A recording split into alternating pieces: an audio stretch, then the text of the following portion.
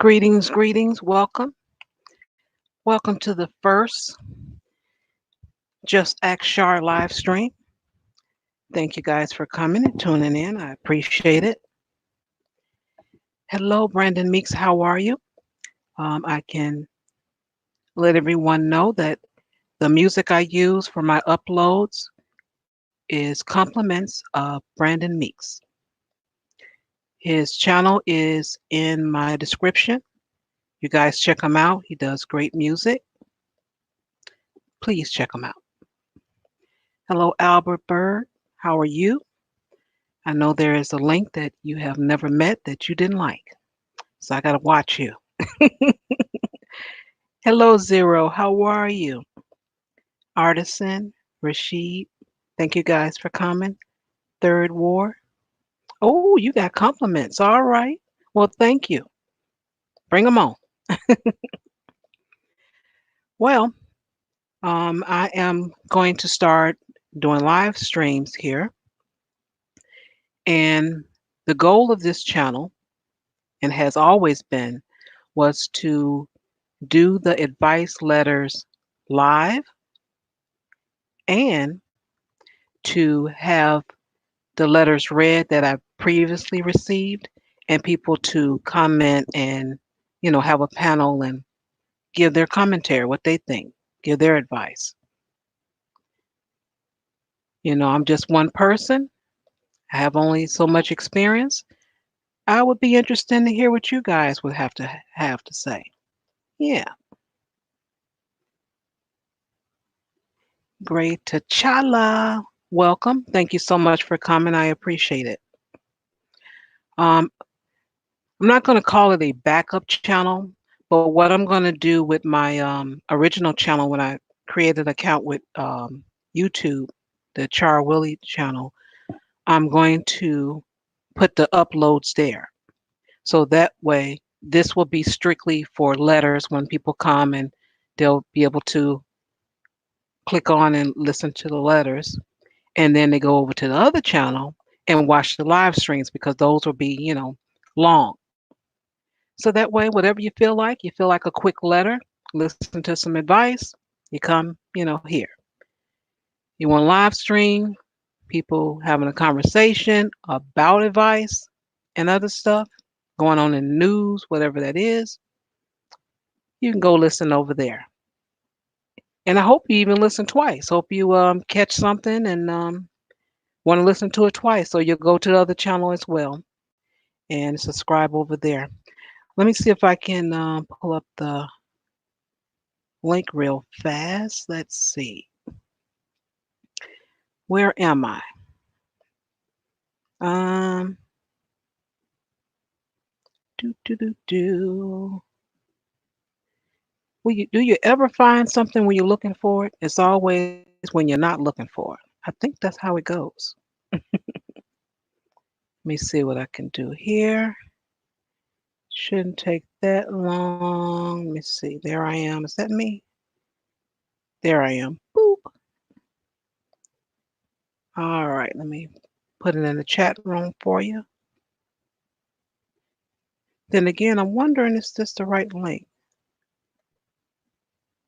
Because you know how it is when you view something on your own and you have one link, and then when let me see. You'll let me know. If you click on it and it doesn't work, then you know. But I will get you the right link. I promise you. It'll definitely be under the description. And you'll get a notification because a lot of people had subscribed and, I didn't do any content. So you'll get it. Well, I hope everyone was having a good Saturday today. It is leap year. Happy leap year to you. Let me move this starting shortly thing. That's how it is with multitasking. Boop. All right, got that done. And anyway, I like my avatar for the wine. That's what I'm going to play my music on. So that's that.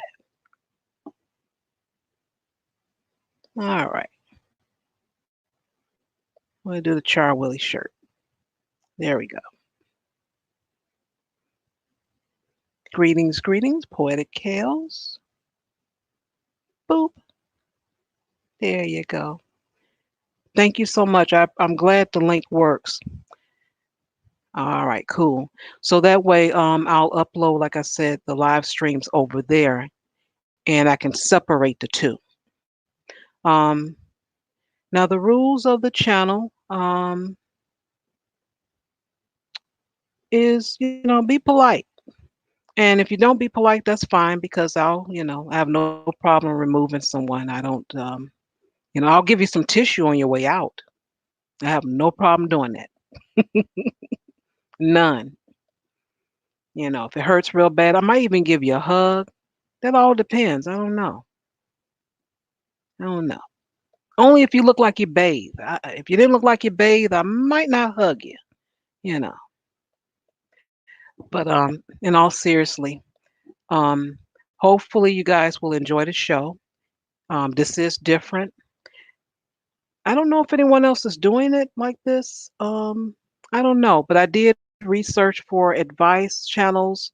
Um, in the words of Terrain Rain, I only saw palm colored people with some advice channels, but I haven't seen any people in this sector of YouTube.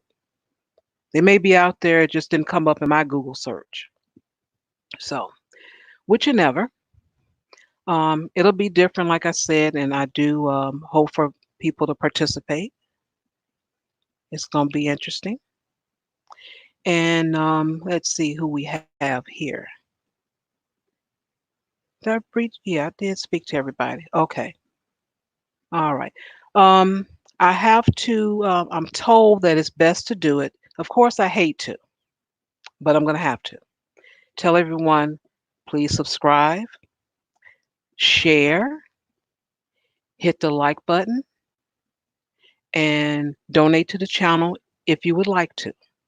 And if you can, because what I'm going to do also is like I did with the retired BGS for Women channel, is bring on a guest. And when I have guests, I don't want them to come in empty handed. It's not fair to them. They use their time. I should be able to give them something. I understand that we don't have a lot, but what I do is if they're an author, I'll buy their book. So if they've written something, I purchase their book. Depends on what type of content, what they're doing. I'm going to contribute something because that's only fair. So keep that in mind. That's also the goal of this channel, to have it, conversation going. If you want, fights and stuff, you might have to check out some wrestling channels. Um, I'm sure you can find those. The ladies that wrestle in the bikinis. I think that's something that people like. Also, the football. What do they call that? T-ball or something? Touch football where they have in bikinis.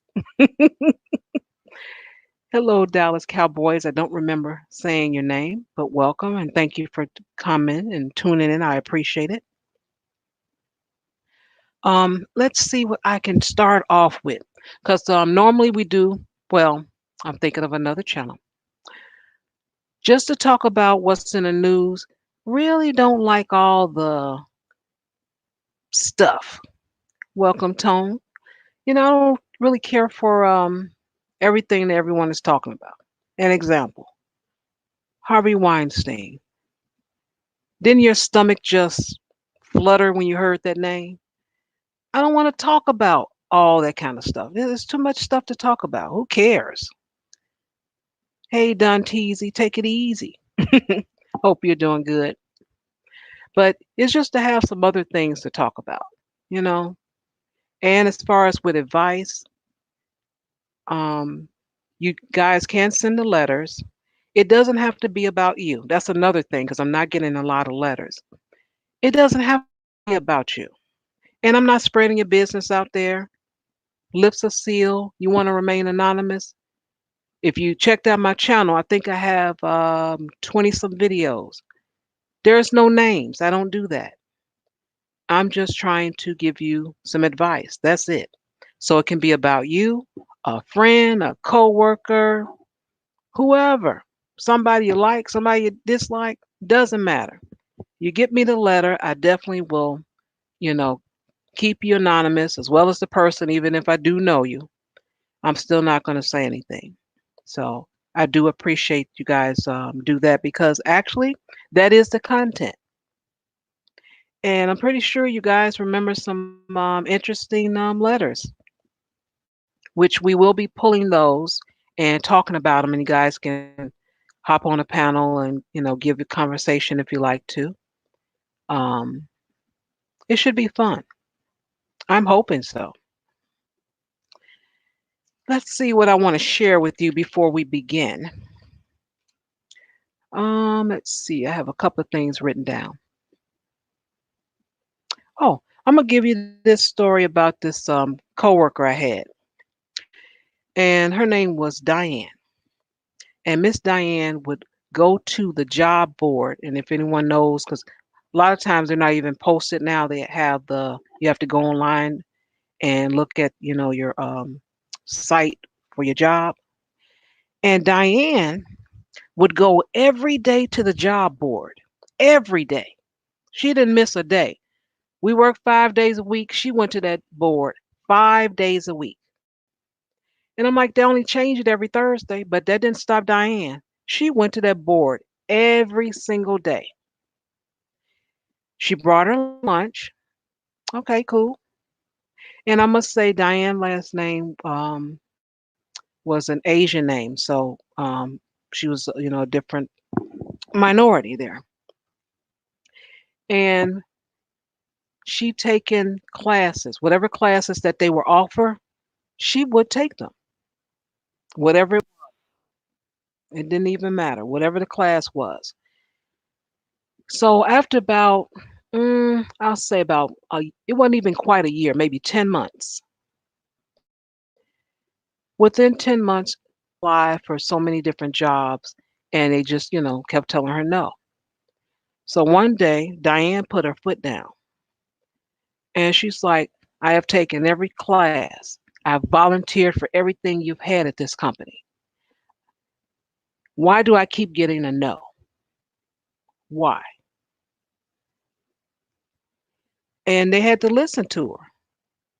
And they listened to her. Next thing I know, Miss Diane had another job. I think the 11th I think it was the 11th month. And I give that story just to say that just try something to improve yourself. Doesn't cost much, but your time, and your time is valuable. Use your time to increase your value. Learn something new, whatever that is. You might be familiar with it. Do it anyway. Your employer is looking. A lot of people don't do that. They're like, "Oh, I'm not going to take that class." Uh, but they're paying attention to that. You also can add that in your resume in some type of way. So it only improves who you are. And that's where I'm going with that story. Whatever it takes, do you improve, improve your value. And that's all I'm going to say on that. And we are joined with Classy Classic Ruby. Well, Aloha. Thank you. Thank you. So happy to be here on your first show. I'm so excited. Um, I know you're gonna do great things. I want to say about the story. So, because when I was listening, I heard actually a completely different point.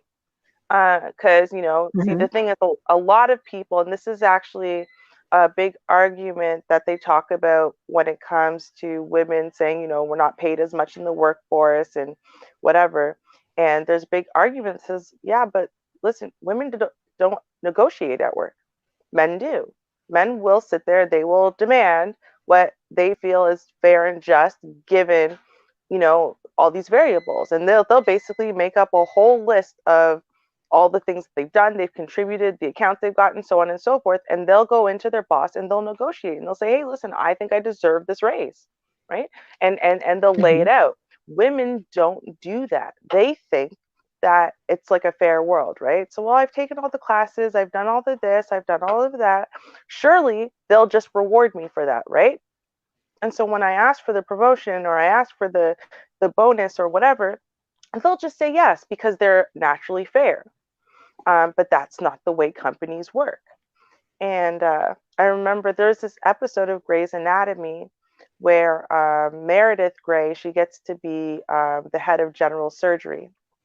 And, she's getting paid like peanuts in comparison to everyone else. But she didn't Hmm. care. She was just so excited. Well, she gets to be head of general surgery until, she saw what everyone else was making, who were heads of different departments. And, one of the old bosses came in and went to the head of the hospital, said, listen, Bailey, like, this isn't fair. Pay her what she's worth or what she deserves. And Bailey said, I am not in the business of giving people money they haven't asked for. Mm. Man, I like it's a business. I might like you, but I want to get people I like that do their jobs well, right? For as cheap as possible. So if you don't ask for the money, I don't want to give it to you. It's not a fair world. That's not the way it works. So I love the fact that she finally, instead of just asking, can I have it? No. Okay. Well, can I have it? No. Okay. She finally figured out like, hey, no, she needs to stand up and be like, no, I need to understand why I'm getting the nose. This is crazy now.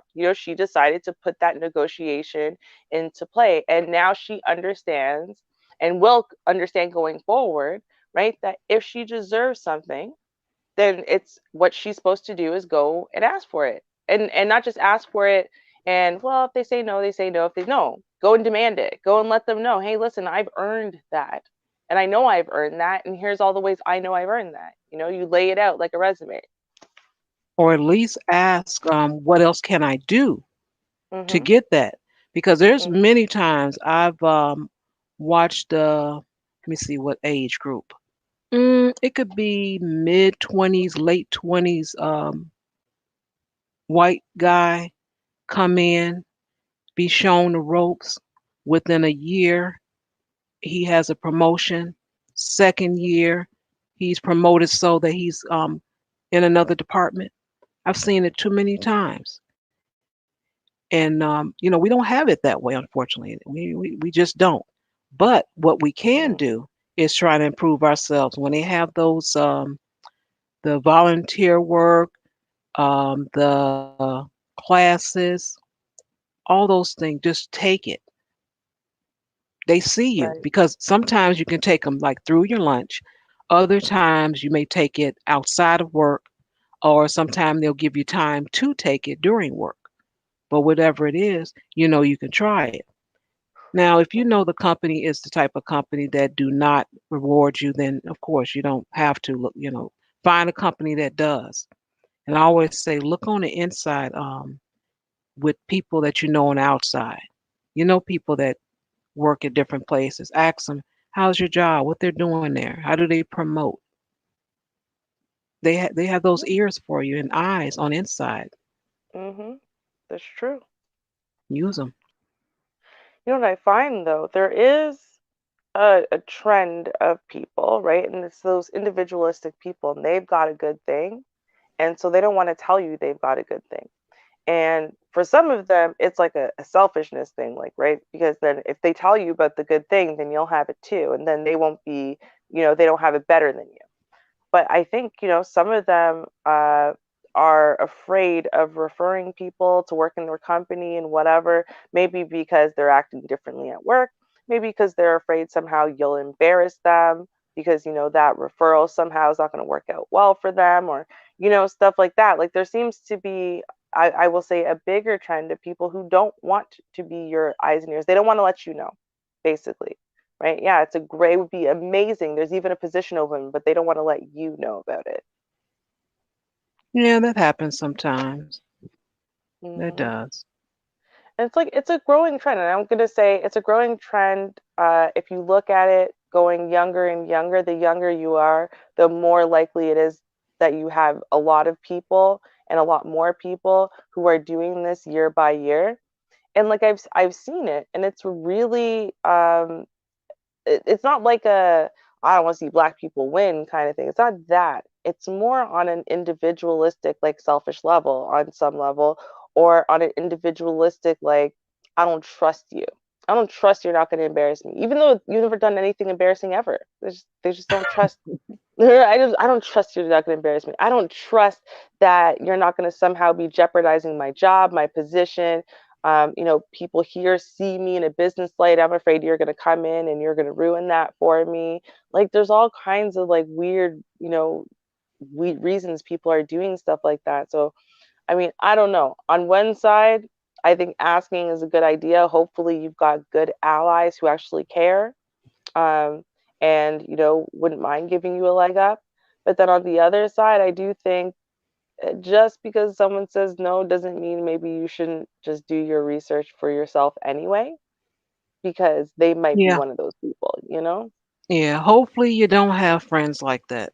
You should be able to kind of figure them out by, interacting with them, but you never know. It could be hidden. You never know. hmm A lot of people it's really specific to career. It's really specific to the job. Like, they would never be like that. They would give you the shirt off their back. You know what I mean? Hmm. They would do everything socially. They'd be totally great. It's just this one area, and you don't know until you're put in that position to ask them, "Hey, is your company working on?" I don't know, man. They don't hire much. Like, you can tell that kind of the person who's gonna has this issue, because right off the bat they won't go, "I don't know, I'll check for you." Right? They'll go, I don't know. I mean, they don't hire much anyway, and I mean, I'm not really sure they'd have positions for you, and they just, it's like right off the bat they want to dissuade you from the even the idea. Don't even That think about sucks. my company. Yeah, and That sucks. I've seen that happen to people a lot. Yep. I know. I know. I've actually, if I get a job working with a good friend, I start distancing myself from them, and I do that so it won't interfere because now you technically you got competition going, Mhm. and I take it as nothing personal. I have no choice Right. because that next position that come up with, and you might have been here longer than me, but if I'm qualified, you might have some type of attitude. You might have a little Mhm. problem.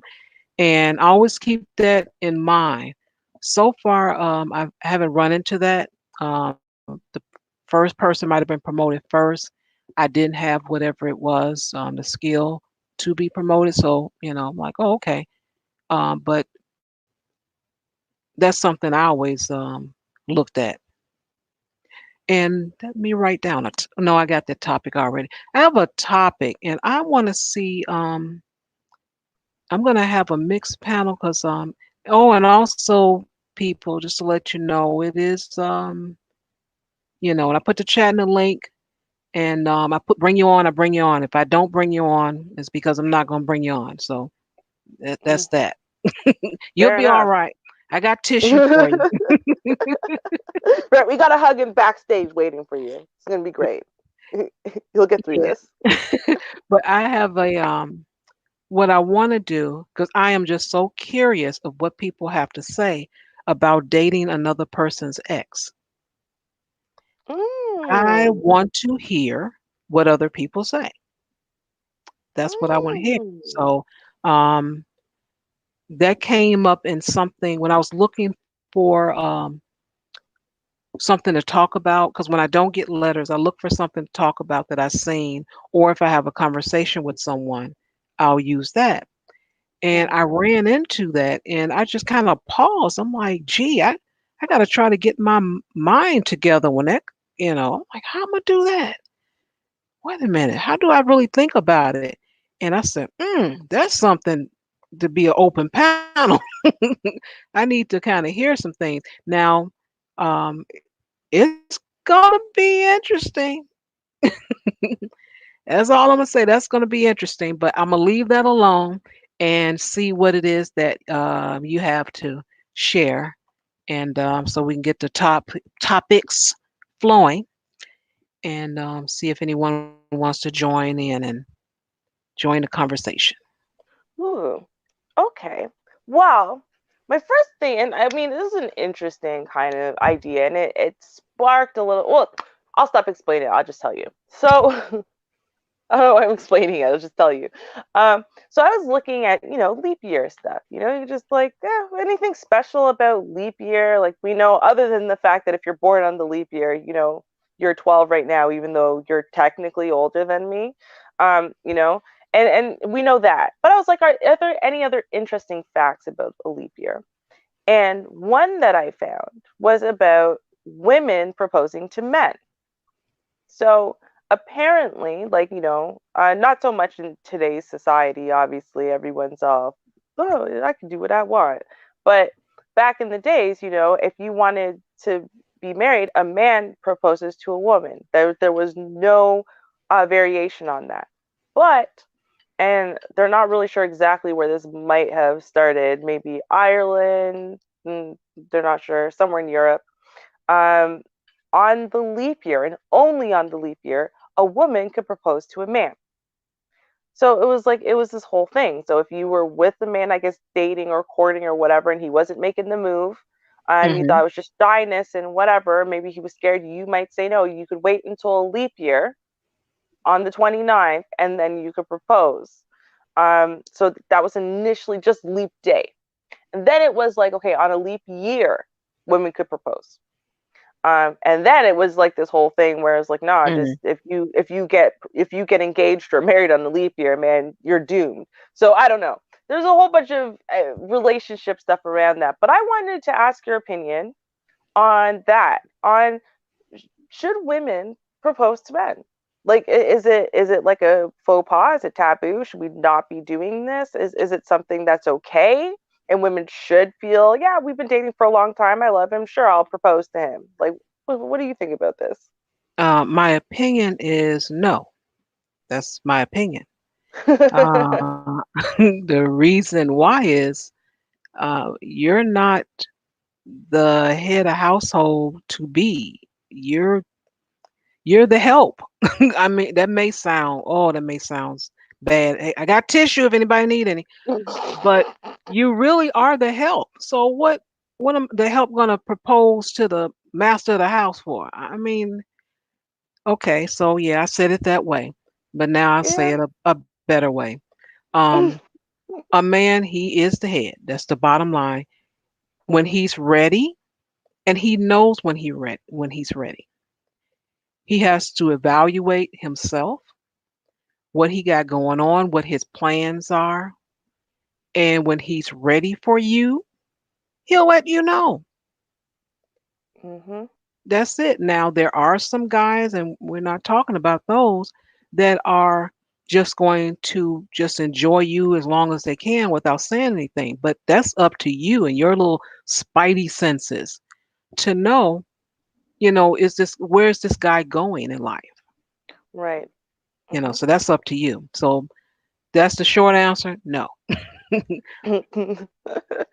I knew I knew I was gonna laugh at your answer. I knew it's because it seems strange to me that we have to have this discussion. It does. And for all of the equality talk and whatever, I mean, just for me as a girl growing up, right? And I was like a tomboy when I was a kid, and then eventually, I started liking boys, and my tomboy stuff got a little bit tighter fitting, right? It's still tomboyish, but tighter fitting. Um, and even then, at that point, despite being, I guess, one of the boys, when it came to my friends, I wasn't approaching men, right? It was, even though I'm one of the boys, we're all talking and ha ha ha. But when it came down to it, they're the ones who approach women, and I sit back and wait for men to approach me. This is how it is, right? And that didn't really seem like something I wanted to change. I didn't really want to change that dynamic. And then, once being in a relationship, I listen, I might want to get engaged more than life itself. Okay. I am the one. I'm telling you, I did it. Right. And I didn't just do it to my husband, I did it in every relationship previous to that.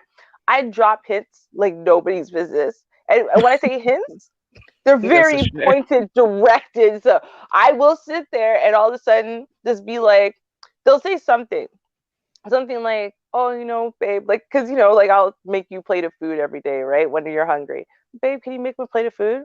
Well, if you liked it, then you should have put a ring on it. And I'll do that, right? Just like, and I'll sit there and do the dance, the Beyonce dance, doing this in your face. Like, I'm clearly saying, hey, I'm doing wife duties. I want wife status, right? Like, it's not hard. I am the one who will drop hints like nobody's business. But what I will not do ever, it never crossed my mind, you know what? I'm going to propose. It never crossed my mind. Um, and I wasn't really thinking about it too hard as far as like, oh, gender roles and whatever. Mhm. It was always to me, I guess, implied men are the head of your household. And so, therefore, if they're the head of your household, then they're the head of major decisions. And this is a major decision. Um, but also, I didn't want to propose to a guy who wasn't ready. As if I figured when a man's ready, a man moves.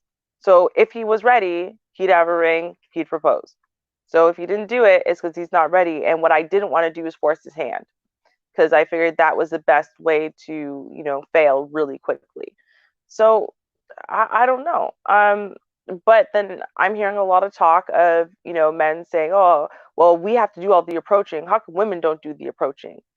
Which then sounds a lot to me like, okay, well, we have to do all the proposing. How come women don't have to do the proposing? Like, it just seems like it's all in the same realm, and people are starting to go that route where they think women should be doing that kind of stuff. It seems weird to me, like really Yeah, weird.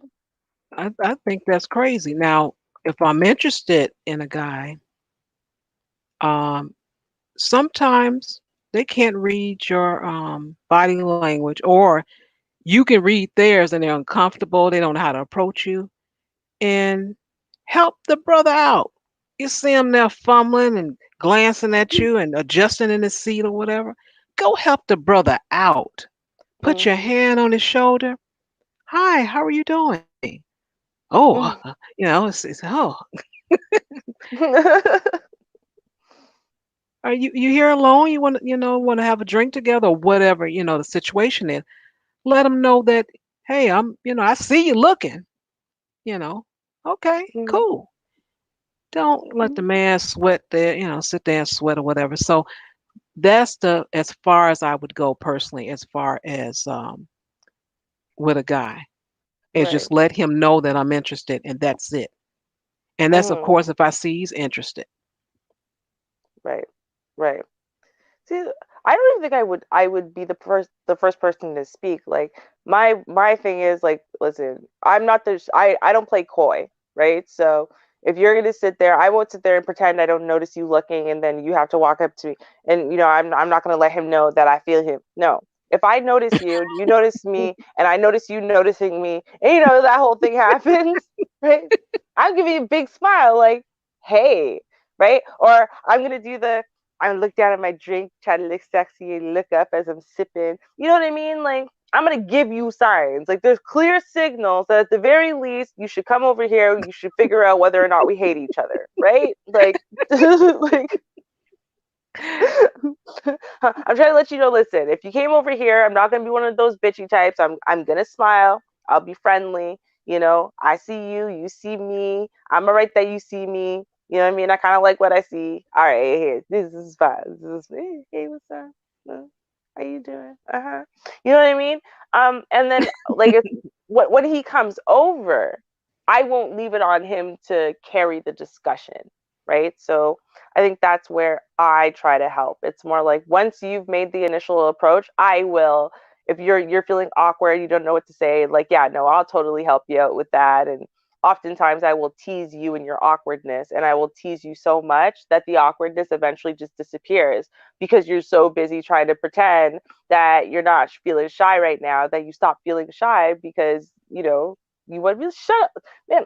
I ain't shy. What are you talking about? No, I mean, I'm confident. How you do it, right? And all of a sudden, then they want to put on a little thing, and it's like, all right, I helped you. We're good. Let's get to know each other now. So, I don't see the problem with that though. Like, are we in the place where we are like so desperate? So, and when I say desperate, not for attention or whatever, but desperate to keep up with the Joneses and prove to our friends that we've got a ring on our finger and walk down an aisle and whatever. We're so desperate that we want to, jump the gun and be doing all this stuff out of place, out of order, and when he's not ready for it, just so you can have it. Mm, mm. Doesn't sound good to me. It doesn't sound like that's really giving you what you want, which is to be able to flaunt in everyone's face that, ooh, look, guys, I have a husband, and I have a relationship, and I have all these great things that you don't have. But it's like, if you had to beg for it, which is what it feels like to me a little bit, is begging. If you had to beg for it, do you really have it? No. Like, get a pity ring that you bought yourself because he wasn't ready, and so you proposed, so now it's on you. Like, I mean, because even that, if you propose to him, he's a man, he's not wearing no engagement ring. So if you propose to him, though, you're the one who dropped the proposal. Is it now on you to buy your own ring for yourself? Like, that's kind of sad, you know? Yeah, Mm. I don't know. Well, I have seen where and heard that women do. Um, let me see, just one sec. Zero. I put the link in that I want you to post. It's the one that has my name on it. That's the one to this channel. So post that one for me. It's the last one I posted. Thanks a lot. I have heard that people, the woman bought a ring and all that, putting on layaway, all that just because. And that's I don't know, that's doing too much. Mhm. That is really doing too much. But Wow. pe- people do. They put their own ring on layaway.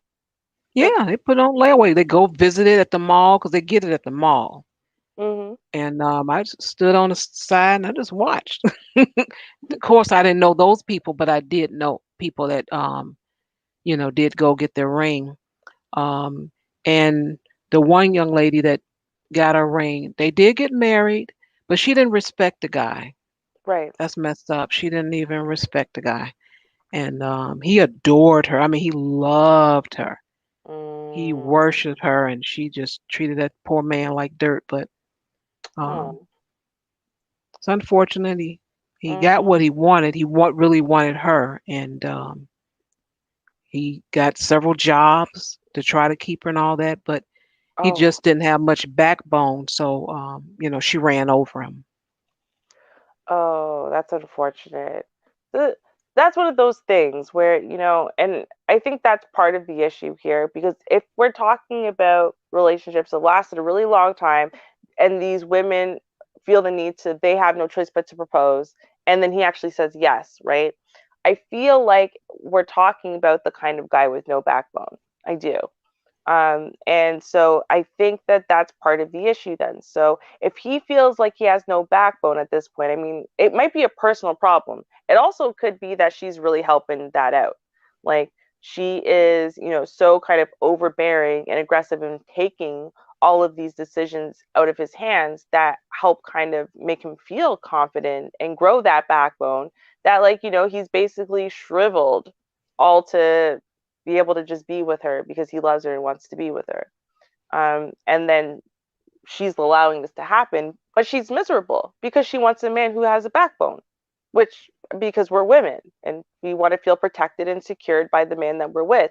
And if we're walking all over him, we can't even imagine what the rest of society will do, right? Because we're just women. Yeah, I don't really know how that's desirable, but leap year, no leap year, it's a bit much to propose to a man. What is that? An Irish folklore? Um, Yeah. it can be whatever it is. That is just too much. Somebody sat there and thought of it, and that's just crazy. Now I wonder if there's any information out there of how it worked out for them. Mm. That would be interesting. Well, yeah, and in the folklore, in this like tale or whatever, it was literally the fact that all the men were too shy with no backbone. And so the women went and complained because they were courting for so long, no one was getting married because these men were all wusses, basically. I mean, that's basically what the story is. Um, and so, in and of itself, they said, okay, well, once a year. But to me, I don't know. Like, if my whole entire village was like that, I wouldn't be worried about giving women a day for them to be able to propose. I would be worried about trying to change my village and the men within it, because why are they all collectively wusses? Like, that doesn't make any sense. It's not one offs here, it's everyone. All of our young men are scared of the women. Okay, now we got to do community meetings here and try to fix this. Whatever is going wrong, we need to fix it quick. That would be my approach. Did they have the year that about Mhm. this? I don't recall reading it. What No, century was this? I know, right? Hold on. Let me see if I can find it, because I did. I don't even remember if they did mention it. I'm gonna look through a couple of these because I have them all open here. We'll see if I can find a date. And that one definitely does not have a date. Um, Hmm, hmm. that's weird. Yeah, I'm not seeing a date here, but I'm gonna guess that it's pretty far back. Oh, hold on, wait a minute. That's what I Leap would think. year, leap years. First introduced by Julius Caesar over 2,000 years ago. Um, Saint. Okay, so I don't even know when this would have happened because it's not saying the actual year, but it's saying, according to an old Irish legend or possibly history, possibly, Saint Brigid struck a deal with Saint Patrick to allow women to propose to men. Mm. So All that I ain't don't know this, ain't that. Yeah, that's a long time ago. exactly, like when exactly, I don't know, but the saint who that's I don't know, when were the saints alive? Like thousands of years ago, right? So but Mm. that being said, someone could start something 300 years ago and say it's been around since St. Patrick's Day. So it might only be a couple years, a couple hundred years, who knows, right? Yeah, that's true. Yeah, right. Well, It's not like it like there mm, was no internet before. yeah. So how would you necessarily Hmm. get that information? But yeah, I haven't. I've never heard of it though before. But that tail can stay where it is. That's where it can stay. That's Right? crazy.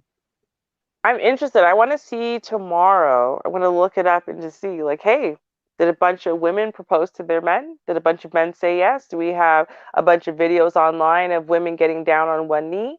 Mm, I, I don't know. Like in that show, the Love is Blind show, um, the guy, okay, so basically they all kind of date slash court each other until they find like the one, and then you kind of get serious with that one. And basically, before you ever get to see the person, you have to propose, right? That's the deal. Y'all have to be engaged before you ever see each other. Um, and so this one couple, I can't remember the dude's name, but the I remember the chick's name is Gianna, or Giannina, really. And anyway, he gets down on one knee, he proposes and whatever, and she basically said like no, and got down on one knee herself. She told him to get up, stand up, and whatever, and then she got down on one knee and then proposed to him. She's like, yeah, so I can't accept your proposal because I'm proposing to you. Will you marry me? And then he said, yes, I will. And she said, I'll marry you too. Okay. Um, and then what you see throughout the course of this relationship after that moment in time, it's so they're blaming so many other things, but what you see after that moment in time is that he just starts degrading in this relationship to the point where when the IDs come up, he doesn't, right? um and the reason why I think it came down to that, like that was such an emasculating moment for him, where he was like, I'm taking ownership, I'm taking lead, I love you no matter what you look like, and I'm getting down one knee, and rather than her accept the proposal, just accept it, allow him, to start leading you in this relationship. Allow him to take accountability and ownership of, taking you on as his wife, you know. But she didn't want to allow him that. And I think you can literally Mm, see from that moment, you can see him being a different person with her. And it comes in slowly. But over time, he's just doubting her more and more. And he's latching on to the littlest things. He's being argumentative. He's picking fights with her. Like, I will honestly say, I blame him as far as what he was doing as being the cause of all of the discord between the two of them. But if you look at it, he wasn't like this before. And then she did this one thing, and then everything blew up. mm. I would Hmm. think he would think something different. A man will think something different. Um, whether it's just pressure or or whatever it is. I would just think he would think something a little different after that. But that's just my opinion about it. Hmm. Hmm. Um, I'm going to mention there's a story that this woman, it's just ridiculous. Did you hear about it? She zipped her boyfriend in a suitcase and the man died. What? No, I did not hear about this. She zipped Sh- him in a suitcase? Yeah, and they're too old for that. I don't know how old he was, but um, she was 42. And she was charged with second degree murder on Tuesday because she Oh. zipped him up in a suitcase that Monday. And let me see where is this at. This in Winter Park, Florida. So I'll just read this because it's outrageous Oh and yes, please. it's outrageous. Sarah Boone, 42, was arrested on charges of second degree murder on Tuesday in the death of her boyfriend George Torres Jr. in Winter Park, Florida. This woman called the police Monday afternoon after finding her boyfriend dead in a zipped up suitcase. She said that she had zipped him up in a suitcase during a game of hide and seek and went to bed without realizing that he was still in the luggage. I'm just going to stop What? there and let that marinate. What? I'm just going to stop right there, let it marinate, and then I'll read some more. I just want to see, What? the reactions. Let me see here. Uh, Hold on. and So laughter, these weirdo. Okay. so you're trying to tell me these grown ass people were playing hide and seek with whom? Who are they playing hide and seek with? First of all, um, but Themselves. right. So how do you play hide and seek if you know where the other person's hiding? Hmm. First of all, Yeah. because you slipped Uh-huh. them in the suitcase. And then from there, how do you not realize they're still in the suitcase? Did you actively take them out of the suitcase? Like what? Like this is she didn't even I feel like she didn't even try. She didn't even try to come up with a good excuse. This is ridiculous. Okay, I'm sorry. Exactly. That's why I said, let me stop right there, let that marinate a little bit, and then I'll go on. All right. Wow. Okay. Police later saw videos on her phone showing her taunting him for cheating on her as he struggled to get out of the suitcase. Okay, I'm gonna let that Ah, marinate a little bit. Let that okay. marinate. See? That sounds more realistic. Okay. I still want to know how she got him into the suitcase. I am dying to know. How do you get a grown ass man to curl up in a suitcase and you zip it closed? How did that happen? But with that being said, given that he's already in the suitcase somehow, that makes sense. Oh, yes, absolutely. I get that part. So she tricked him into the suitcase somehow. I don't know how. Hey, babe, let's see if you fit. Ha ha ha ha ha, or something. I don't know. Zipped him up, and now that he's trapped, now you're gonna be like, yeah, you were cheating on me? Yeah, yeah. Every time I let you out of this house, you want to cheat on me? Oh, okay. That makes sense. Okay, now we know the story. I'll read a little bit more. Okay, the Florida woman, she was arrested Tuesday after her boyfriend was found dead in a zipped up Wait a minute, did I just read that? Yeah. Scroll, scroll, scroll. According to the affidavit, the arrest affidavit, written by a detective, Connolly, he reviewed, let me see, which was reviewed by the Orlando Sentinel. Boone said she and her boyfriend spent Sunday evening sharing a bottle of Chardonnay while painting and doing puzzles. Okay, I'll say that one more time. Boone said she and her boyfriend spent Sunday evening sharing a bottle of Chardonnay while painting and doing puzzles. Oh, wow. They, Oh, the, later in the evening, they started playing hide and seek, at which point they thought it would be funny for Boone to zip up Torres in a blue suitcase. mm, Let okay. that marinate. Mm-hmm. Do do do do Yeah. do do do Yeah. do do No, do. you know what? This is it. Okay, I got it. She knew she was going to do this. She knew she was going to do it. And so she set up a whole game. Because first she had to get him drunk enough to get into the suitcase, right? Because I'm wondering, how do you get him into the suitcase? I'm so confused by that point. Oh, you got him drunk first, playing puzzles, i.e., sex. I don't know. Is puzzles a euphemism for something, or do people sit around and really do puzzles in their 40s? I just want to know. Right. I don't Yeah. know. Okay. Uh-huh. Yeah. Yeah. I'm gonna read a little bit more. Oh my god. Boone initially told police that she left the zipper slightly unzipped and that two of his fingers could fit through. She says she wandered off and went to bed. Keyword, she wandered off and went to bed, Mm. figuring that Torres had gotten out the suitcase by himself and followed her to bed later. Let that marinate. Do do do do do da Wow. da da do do do do da da da do do do do do. Okay, just a sad face. Okay, hold on. I'll continue. The next morning, she told police that she woke up to several calls but ignored them, thinking they were from her ex-husband. What?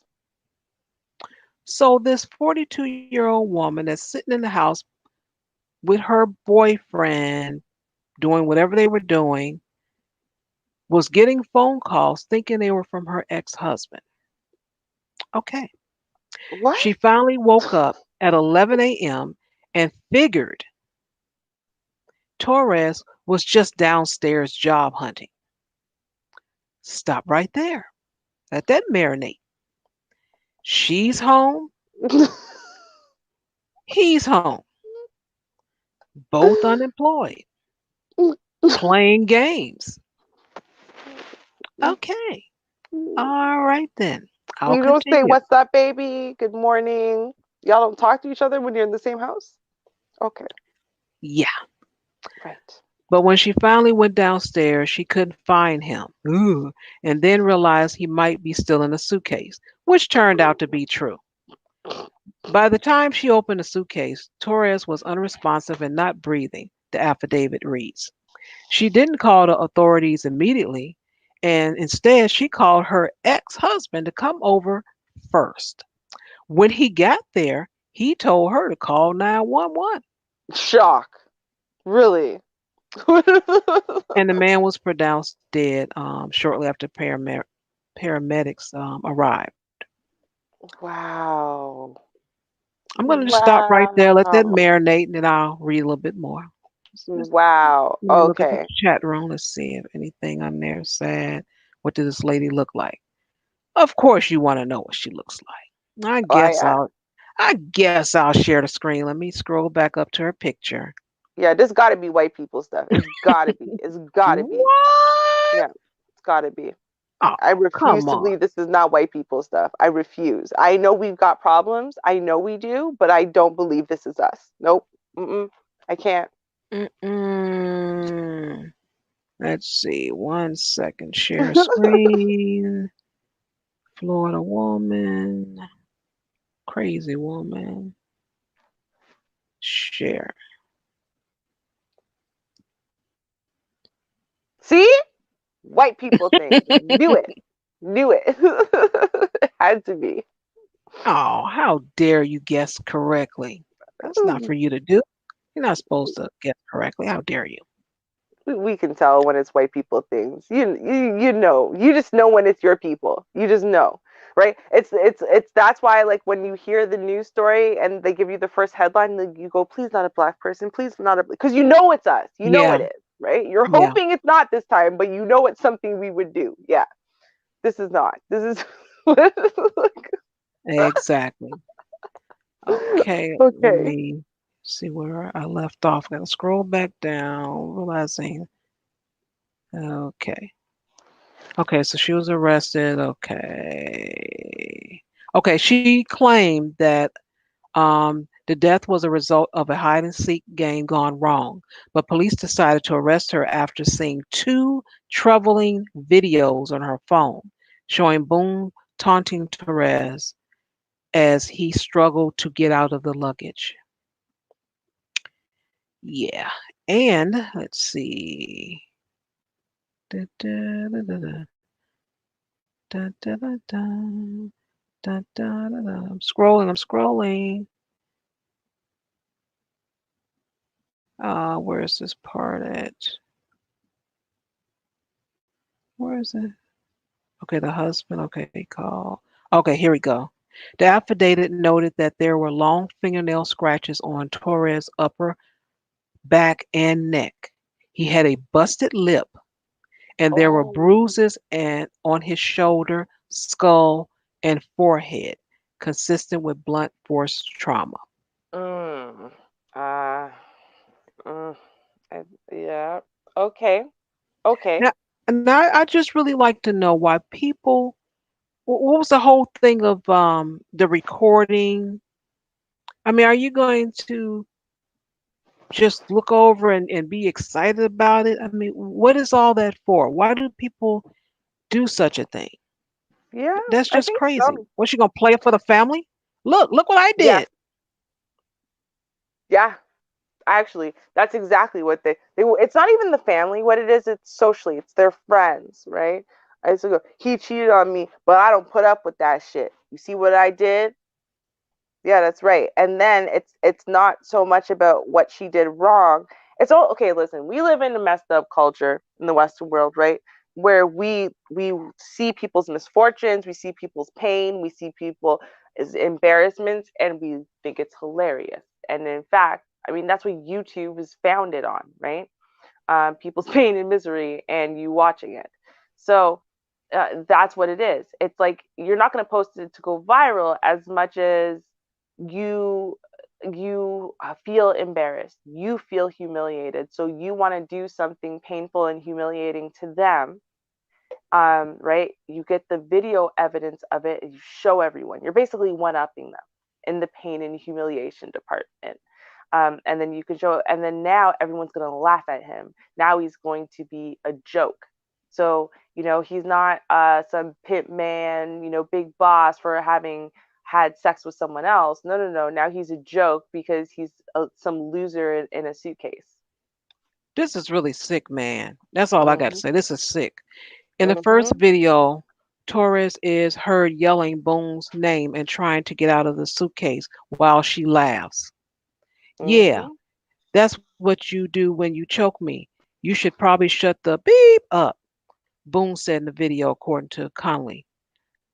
That's on you. Oh, that's what I feel like when you cheat on me. And he yells, I can't breathe. Seriously. The second video shows where Torres is crying out and struggling to get out of the suitcase from a different position. You Hmm. know, this is just ridiculous. Just totally ridiculous. You know, The the what's wrong choke with me these part is people? interesting.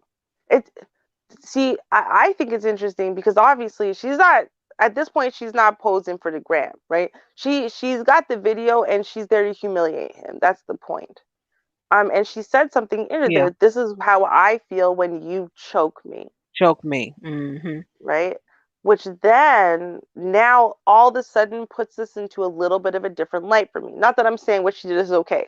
What I'm saying though is it makes me wonder. Okay, so he's been physically abusive with her, and he cheats on her. And she's fed up with it. Is that what happened? Maybe is this less of a yeah, bitch, I'm gonna do you the way you did me, and more of a woman snapping, and rather than finally getting tired and leaving, which is what you're supposed to do, um, she does. She wants revenge. She wants vengeance and revenge, and decides to take it this way. That's sick. All how small is this guy though? Because if she's got scratches and cuts and stuff all over her, right? I mean, how did she get him into the suitcase? See, now we've taken away the tricked thing, right? Okay, you were tricked into it Mm-hmm. for somehow you were drunk and dumb, just drunk and dumb enough, right? But no, the scratches and whatever and bruises indicate that he did not really go in willingly. How do you get someone into a suitcase unwillingly? And then while they are fighting, you are able to zip the suitcase closed. That is this is something else. Like, I hope she tells the truth at some point so we can really figure out how she got him into the suitcase. I am dying to know. Like, that is like, so I know this is a terrible story, but that is the most fascinating part of the story for me. How did she get him into the suitcase?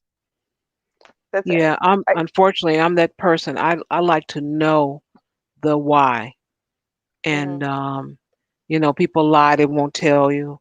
Too bad there's not a some type of stun gun to make them tell the truth or some type of pill that here, takes this. Oh, you did it because of what? Oh, let me write that down. Here you go, Your Honor. But mm-hmm. it's just pitiful. And these people have too much time on their hand. And not only that, it's at home. It could be an apartment, but I think it was a home. She might have got the house in the divorce, but this woman was divorced and got her a new man. Mm-hmm. And look what she's doing.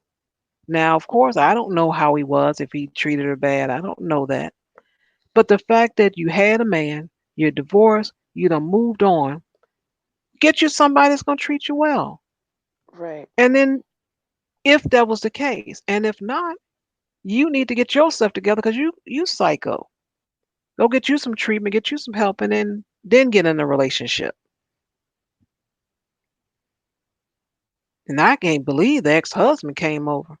Like, shoot, I'm done with you. Once we sign that divorce decree, it's over. Mm-hmm. Exactly. Coming over You to know, see, please. this whole thing is weird. I mean, there's clearly she has not told the whole truth and nothing but the truth. Because then, yeah, well, then she called the ex-husband. You called your ex-husband? Why? I mean, and then see, because originally, okay, right before you revealed the last part with the scratches on his body and stuff, right? I thought I had it figured out. So, and what I had figured out was okay, so they're both really drunk. She's intending on doing this. She didn't make the plan after she got drunk. Didn't, but got drunk with him, got him into the suitcase, decided to punish him, made the video, all that stuff. And her dumb drunk ass decided to go wander away and abandon him in the suitcase to make him feel what she feels. Only instead of it just being for maybe an hour or something to make him feel bad, she and her drunk self end up passing out. And by the time she woke up from her drunken stupor, he was dead. See, and I'm not, I think it could still very well be that case where she planned on keeping him in the suitcase, not forever. Otherwise, why make the video? Like, she didn't make those videos planning on killing him in the stupid suitcase. I think it was more a case of she was drunk. She decided, in her little vengeance mode, she wandered away, sat down. I'm gonna drink a glass of wine and screw this dude and blah blah blah. And instead of returning to remove him, she passed out drunk. and she doesn't want to say passed out drunk, because the wandered away part, I think that's what it was. I think that's wandered away drunk, just didn't say Hmm. drunk. Yeah. hmm Mm, like, yeah, it had to be. wow. Well, there are some apartments with upstairs, downstairs, but she went upstairs and he was downstairs. Yeah, people just they can have a nice life, you know. All they gotta do hmm is just live it. They already have a privileged life. Can't even do that right. right. Ain't that about something? That's It's crazy. sad. It's sad. Like, mm.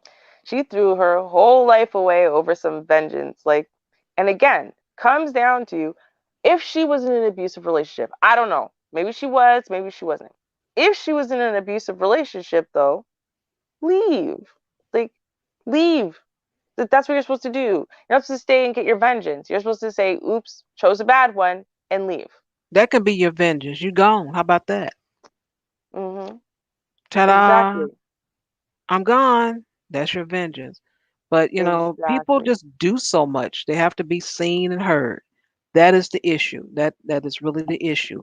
We got to post it on social media. We got to show everybody. Look, everybody. Ha ha ha. Just it's too much. But more people are getting caught that way. So go ahead. I guess there's a plus to it and there's a downside to it as well. Sickos. But anyway, yeah, that article was passed on to me, that news story, and I'm like, what in the world? I said I will mention that. And I was reading, I would pause. I'm like, wait a minute, let me think about this. But these people, they're doing too much. It is. It's a little much. That's just, you know, Both it's, unemployed oh my God. Oh, to be so at home. bored. Oh, to be so bored that you could think of such things. Mm. Wow. Yeah. I'm just still flabbergasted. I really hope more of this story comes out. Um, I do think she was wasted. I do. You Um, was more than some darn wine. well, damn. I mean, and as a result, listen, if she was really drunk, right? I think she should get manslaughter. I know. I'm not trying to make it easy on white people. I'm just saying, as far as just looking at it, black and white, forget the race thing and whatever, and let's just look at the crime, right? She got demanded to the suitcase. It's clear that she wanted to torture and harass him. Um, but is it clear that she wanted to kill him as a result? Well, no. I don't think it's really clear that she intended to kill him, although it's her actions that made sure that he slowly suffocated. He didn't die right away, though, right? Like, I mean, if you look at it, if there's a video of him yelling and screaming and talking from the suitcase, right, and crying and doing all that stuff, he had a lot of oxygen in there apparently. So Yeah. a reasonable mind, especially an impaired one, would think he's not going to die from being inside the suitcase, right? So, as much as it's irresponsible, and especially because I've seen it in movies, you hear people stow away in suitcases and stuff like that, trying to get places and whatever. So, it's a reasonable mind would not think that you're going to die by being in a suitcase. You might lose a lot of circulation, might be really painful coming out and stuff. But a reasonable mind, I don't think, would think, well, if you're in a suitcase, the end result is death. So even though he died and it's all her fault and she should go to prison for it, I just think that the charge should not be a murder charge because I don't think that was her intent. I don't. Mm. As stupid as all of this is and reckless as all of this is, I don't think it was her intent, and I don't think a reasonable person could assume that death would ensue from her actions. I don't know. I mean, Well, the beating and all of that and the torture, the humiliation. I'm gonna add all that up and give her a long sentence. How about that? oh yeah, no, 100%. See, I think they should all be individual sentences that run concurrently. So she Yes. has to serve sentences for each of them. But I just don't think that a murder charge should be the charge. That's it. That's the only thing. I mean, again, she's an idiot, right? I'm just being pure and simple. I think she's an idiot. She's a moron. Out of all the things you could have done, like if she had not taken those videos, she could have been maybe in the free and clear. I mean, she should have come up with a better story, though. Let's be real. But I mean, still, right? They were almost buying it, and then they noticed scratch marks on her and stuff like that. And now there's these videos, and like, That's crazy. come on, people with the internet and the easy recording of everything, stop snitching on yourselves. Like, Siri, in 2020, can we just like forget snitches? The snitches get stitches and stuff like that. Talking about other people snitching on you. Can we make a rule that we are no longer allowed to snitch on ourselves? You cannot dry snitch or completely snitch on yourself in 2020. Please stop. Please. La Jesus, people. Like, I don't, I'm They gonna need some record my help. crime. Like, what? That's ridiculous. I know there's something you mentioned about the healthcare, and my little information, what I have is going to be short, and I'll let you do yours because it'll be the longest.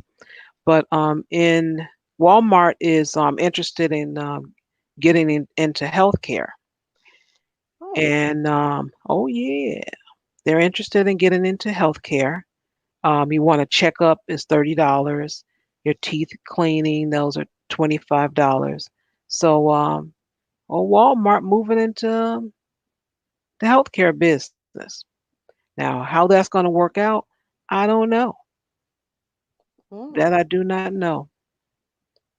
And they hmm. are out there. What city? It's in Dallas. I don't know if let me see. Uh, yeah, it says it's in Dallas. So wait, are you saying though they're gonna have what, doctors and stuff at Walmart? Um, I didn't read the article. I just saw the thing, because you know how you pull something up and then they'll block it from you, saying, Mm-hmm. "Hey, you want this? You better pay for it." But that I did get a chance to hear about is they're going into healthcare. $30 Right. for checkups and teeth cleaning 25. So it's going to be by some type of healthcare practitioner to see you for $30. Mm-hmm. Hmm. Hmm. I mean, I can't say that it's a terrible idea, especially if they're gonna give you cut rates as a result of it. Just because it might make healthcare slightly more accessible. It might. People might bring their kids in when they might have just held off a couple of days on something more serious, just because, of affordability. Or, people might see a doctor when they otherwise wouldn't if it's more affordable. So I guess that's the question. The question Yeah, it is. is, It's more affordable. hmm, well, I mean, if it's more affordable and the doctors don't completely suck, you know, That is going to be in question. mm, That's the thing. We don't know how that's going to work out. But true, that's, true. I don't know. My opinion is it's okay to go into different things, but some things you just need to stay out of. Um, I know when it came down to, what is the name of that? Was it Comcast? No, no, no.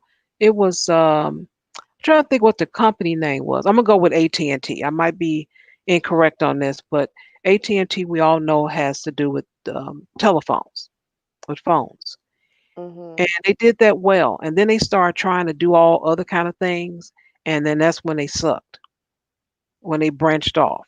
Right. And that's what I'm thinking is going to end up happening with Walmart. Wow. I think they're just doing too much. Sell the items you have, but I'm told that the prices are going up. In Walmart. it's not as cheap as it used to be. That is true. Walmart's not cheap at all. Actually, Walmart's more expensive than like some specialty stores that do that special thing that you're looking for, and you go, oh, I'll go to Walmart because it's cheaper there. It's not anymore. It's honestly not. At least here, it's not at all. Like Walmart is a ripoff. That's how I feel about Walmart products now. That sucks. Yeah. So the unfortunate thing about Walmart is it started off as it was like a massive, department store style dollar store almost. You know what I mean? Like it Mhm. was like, yeah, can't wait to go to Walmart. You can pick that up from Walmart. I can afford Walmart. But now it's not like the quality of, say, the shoes or the shirts or whatever the heck they're selling is higher. It's just more expensive for the exact same quality, which is Walmart quality, which is only worthwhile if you're getting Walmart, well, what's supposed to be Walmart pricing, not regular store pricing or more expensive for the same garbage that you were selling 12 years ago. Like, come on, Yeah. ripping people off. Mm. And I'm cheap. So I know, right? Like, I am cheap. Yeah. Yeah. I'm not interested in doing that. I'd rather go into a facility that have um, maybe some beds, some private restrooms, and all the little equipment and stuff that's there on Mm-hmm. hand instead of a kiosk. Right. But Right. that's what Mm-hmm. I would choose as my primary, not Walmart. But that's just me. When I hear some more information about it, I'm definitely going to share it because I'm always interested in what these businesses are doing or not doing anymore. Oh yeah. I mean, honestly, Walmart's trying to basically become its own mall. You know what I mean? Like it's a one-stop shop for everything you could possibly need ever.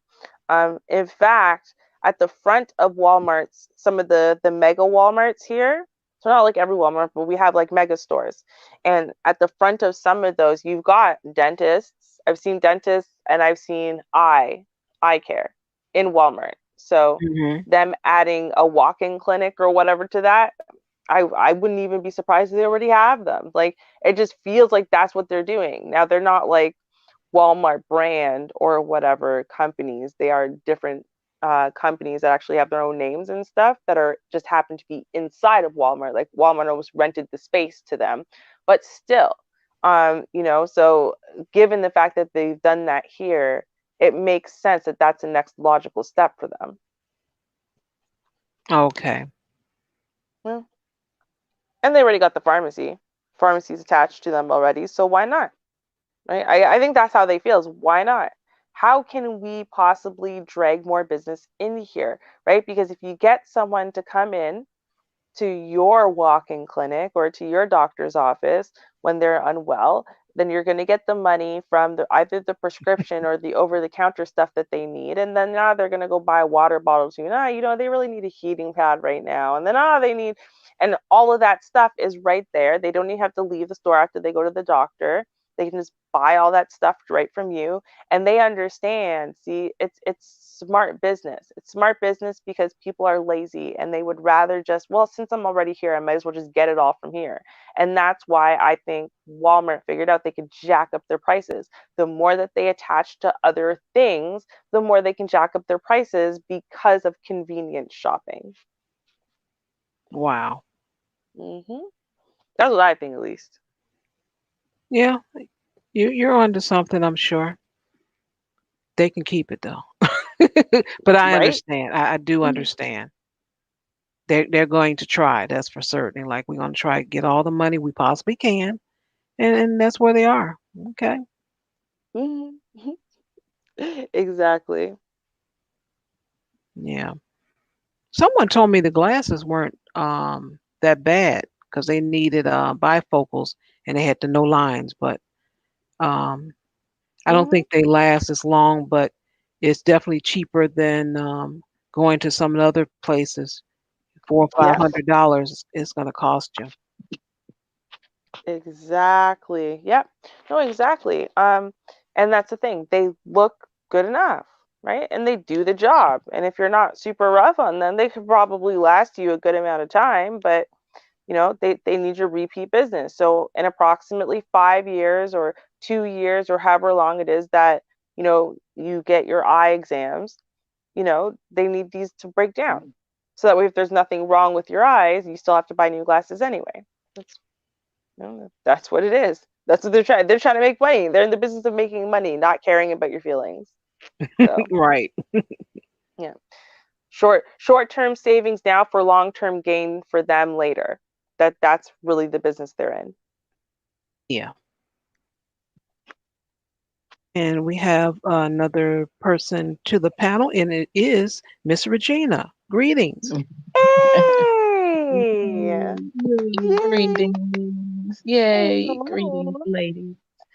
How are you all? Oh, Pretty good.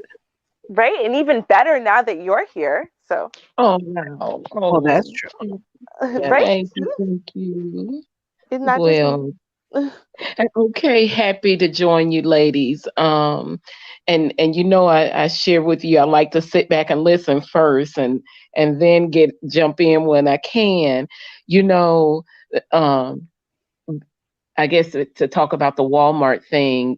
Chara sent you a article that I Mhm. found on that, and it was in Dallas, Georgia. It's not here because I was like, Okay. let me find it because for one, when because of the type of populations that I work with, some of them are not employed, some of them may need just something to be looked at, checked out or whatever. And so I think for those I guess marginalized communities, that individuals who visit the mobile health units and things like that, they may need something like this. And even myself being unemployed for the past year, Mhm. maybe it could be beneficial for those individuals. Okay, all I need is $30 just to see, Mhm. the physician. And even if it's not, maybe it's not a doctor, but it may be a physician assistant, so Mhm. I'm Yeah, thinking now, the nurse. well, how quality, it may be a little bit better because, when we, even with our 50, 25, $50 copays, the doctor walk in, look at you and, okay, what you here for today? What you doing? Cough, whatever, turn your head and cough and all that. And then you walk out and then Mhm. they're gone and then you seen the nurse anyway. So, I mean, don't know. I think it would be beneficial for some individuals, I think. But now how they're going to market this and how they're going to find physicians, because in most of I don't know what the demographics of Dallas, Georgia is. I'm not sure of the demographics, Mhm. but depending on where they place them, that would I would say be a telltale sign of what their motives are. You know, Mhm. I really Uh-huh. believe that.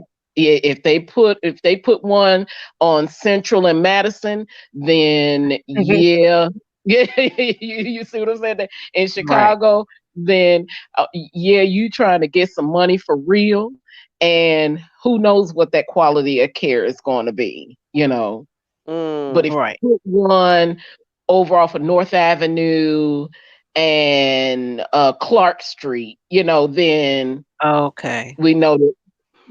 That's what I would say. Uh-huh. Yep. Yeah. Yep. Okay. That makes sense. Yeah. Hmm. Hmm. Yeah. Just depends on where they locate. And now I'm getting let's see. But I'm getting curious about the demographics of Dallas, Georgia. So I'm about to do some little research here myself. Oh, okay. I didn't even know there was a Dallas, Georgia. Like it sounds wrong when you say it to me because I've only ever heard of Dallas, Texas. So it just like Right. every time you say it, I Yeah. want to correct you, but I'm not American, so you probably know what you're talking about. But it just sounds weird to me. Yeah, and only reason why I know it is because I pulled up the article that Char was speaking of, Mhm. and I was like, Dallas. Let me be sure, because if it's in Dallas, I really want to go check it out. Because of my Right. healthcare background, I really want to go and see now. what's really going on. you know, Right. what is the quality of care? What is, what are you requesting? What type of information? Can I just come in, sign in? What type of information are you looking for from me? Do you need my income information? Of course. Are you going to base this on a sliding scale? I would like to know all of that. Hmm. Yeah. Yeah. Yeah. Do they divulge that stuff in America? Like if you ask for it, or like, do they have a right to privacy, or like how does that work? So, the HIPAA laws are there to protect you. Any type of healthcare provider cannot share that information if you're collecting it. You have to be, and they call it HIPAA, and it's Health Information Protected something. I can't. Privacy Act. Privacy Act, yes, the HIPAA laws Mm. that they can't share. Um, at least I know they don't want that information out there that they're divulging or sharing information, I would think. Oh no, I meant about as far as their own personal, like, their certifications and experience and whatever, like the doctors themselves. Like, can can you actually demand you get that information from doctors, or can doctors say like none of your business? Oh, I'm almost more than sure they would have to divulge that, certifications, and that they're not, what is it, when they're banned from the board or whatever. I'm almost more than sure they would Hmm. have to share that information, Okay. that their license haven't been expired, that their license as Mhm. a doctor hasn't been expired, whether it's due to malpractice or child support. Here, they mandated now you can't get any type of license if you're a doctor, and if you're behind in child support, you can no longer renew your license until it's caught up. Wow. Okay. Nobody, no, any kind of license, insurance, whatever you are licensed to do as a profession, you cannot renew it until your child support is caught up. Which is crazy in Wow. that case, Wow because and wow. right, like if you're a doctor, right, or you are an insurance agent or whatever. Point is that okay, I haven't been paying my child support because I don't care and I don't want to. Whatever the reason is, I haven't been paying it. And if I haven't Yeah. been paying it, it's probably not sitting there saved up somewhere just in case I ever need to pay it. Yeah. So that means when the courts decide I have no choice but to pay it, then Hmm. it's like, okay, great. I'm going to save that up going forward. Oh, wait, no, you can't because you have no license. Wait, what? Then how are you supposed to pay the child support? Like, If I'm not Yeah. working, right. right. And you can't. They literally took away your ability to work just now. They literally lost you your job just now. How do they Yeah. expect you to pay on the back child support if you are not allowed to work? You got all Yeah. those student loans. Oh Yeah. my Right. goodness. It's something. Because I read that book. What's the name of it? Oh, I was so upset after I read it. Let me see if I can Google it. It's student loan something. Mm. Student. But yeah, I understand what you're saying, but they have cracked down, and I think what the idea is that if you're behind, what, 3,000 in child support, as a physician you can probably make that in a day. I mean, it realistically, Mm, mm. you know Mhm. and so, I In a mean, it's not, hospital. and so we're not so say for instance you're a surgeon and a physician. Okay, so now, yeah, Okay. you're getting, Yeah. you take As a a look at surgeon, what definitely. they're getting. Yeah, yeah, Mhm. what you're bringing home versus what you owe in child support, you know.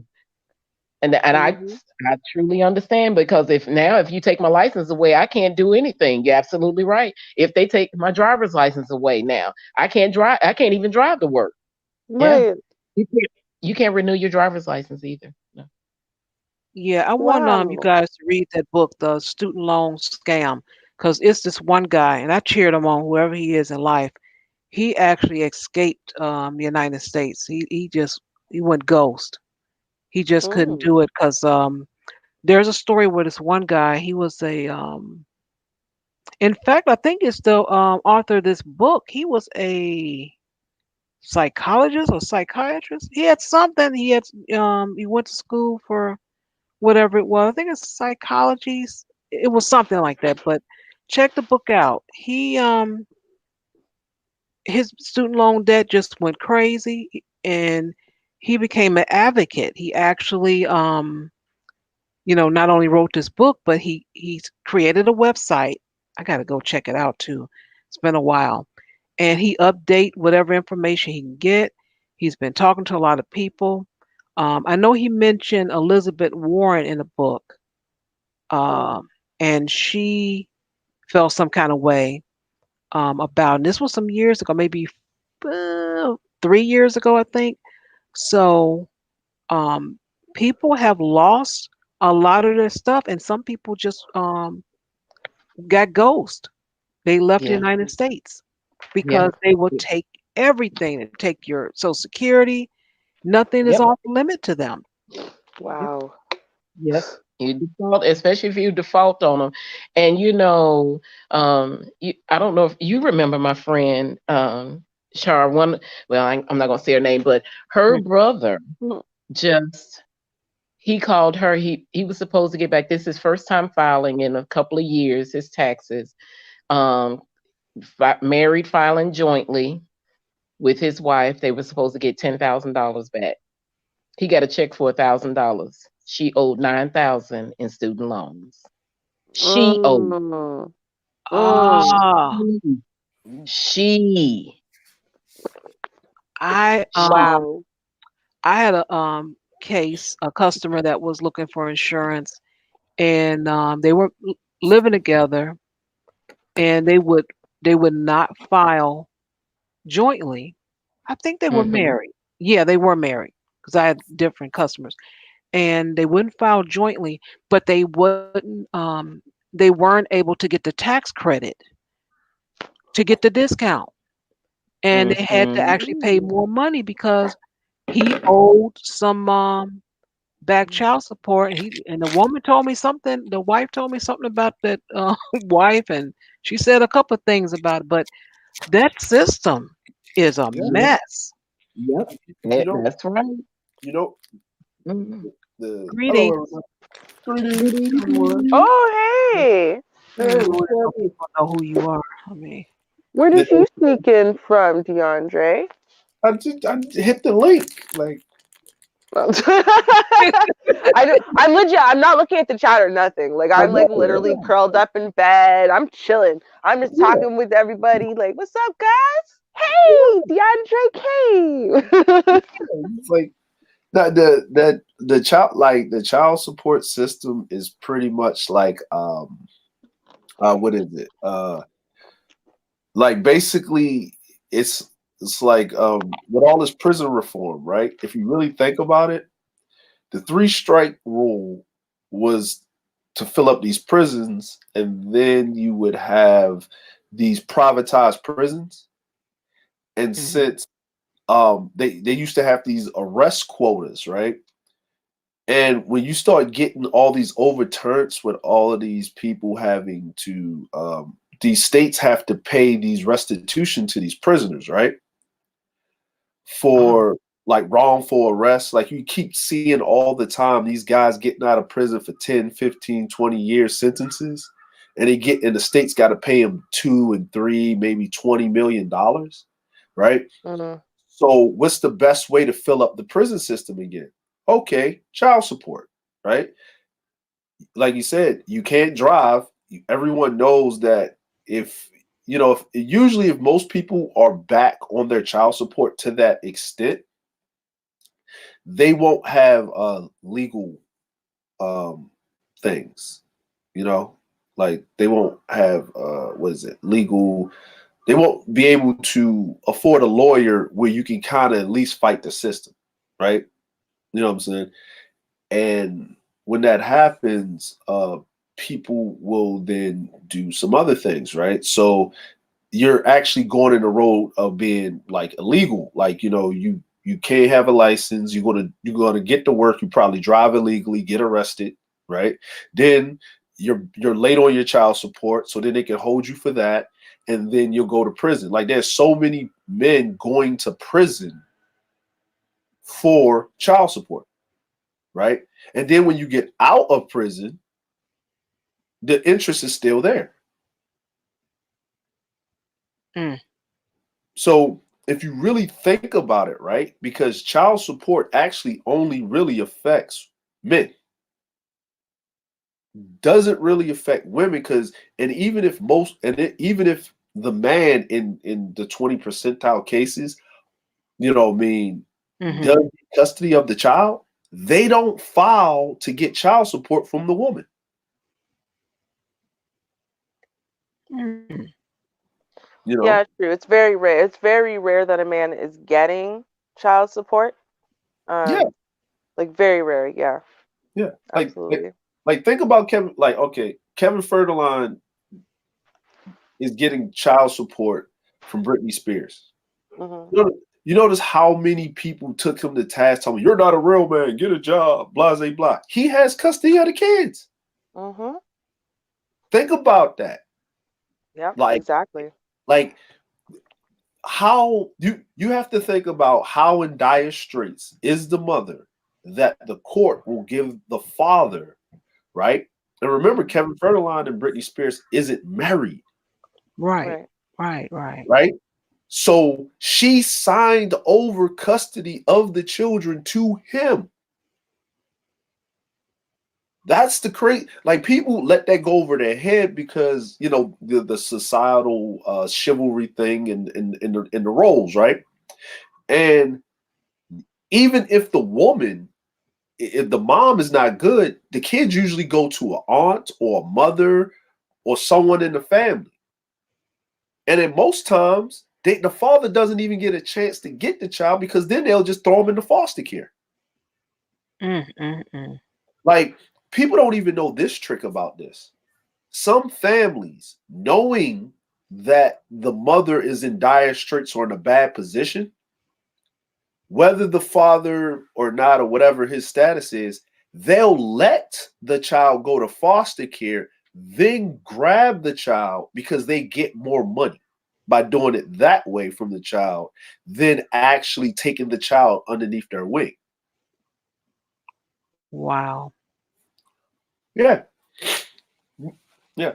You get a 30 to 40% increase because now Mhm. you're getting assistance, right? Because you're taking on this child, but then you're getting state funded assistance because you're not the primary parent, right? You're like the aunt or whatever. You have the rights or whatever, but this is for a substantial amount of time. Now, if the mother, by all means, can't come back and get custody of the children, then an extension is put into place. And when this extension happens, right, depending on how old the child is, if the child um if the child is like younger than 12, once the child get 15, you have to do I think one of three things. And I'm talking about this is like in the state of Maryland. Okay. You either have to emancipate the child, right? Or adopt the child, or the child has to talk to the social worker and say that they want to stay there, Mm.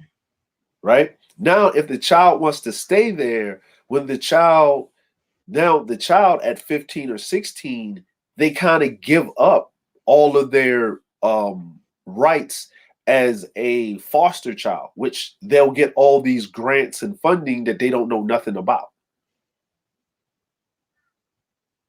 If the child is emancipated, the child will stay in that home, but then the money will come directly to the child, or the guardian will have to put up a trust for the child. So when the child becomes 18, the child will move out and find placement. Hmm. Yeah. I Mhm. I haven't heard about the foster care hustle in a while. Oh yeah, yeah. The I have foster. not. Now that we're talking about this, I just realized I haven't heard anything for a little while now. Yeah, yeah. Well, the thing is you. The thing is with us as black folk, right? Black people don't really do the foster care hustle like that, right? Hmm. Because second someone in the family has an issue, you know what I'm saying? Whatever it is, right? The family will come together with whatever family member is well off. They will take on the responsibility of raising those children. Whoever has the most stable home will bring that child into the home, right? Hmm. That's And normally how some it goes. Uh-huh. and a lot of times they won't even ask for assistance, Yeah, I've seen that. right? They don't because they feel like they let the family down for the child not to be with their parent or their mom, right?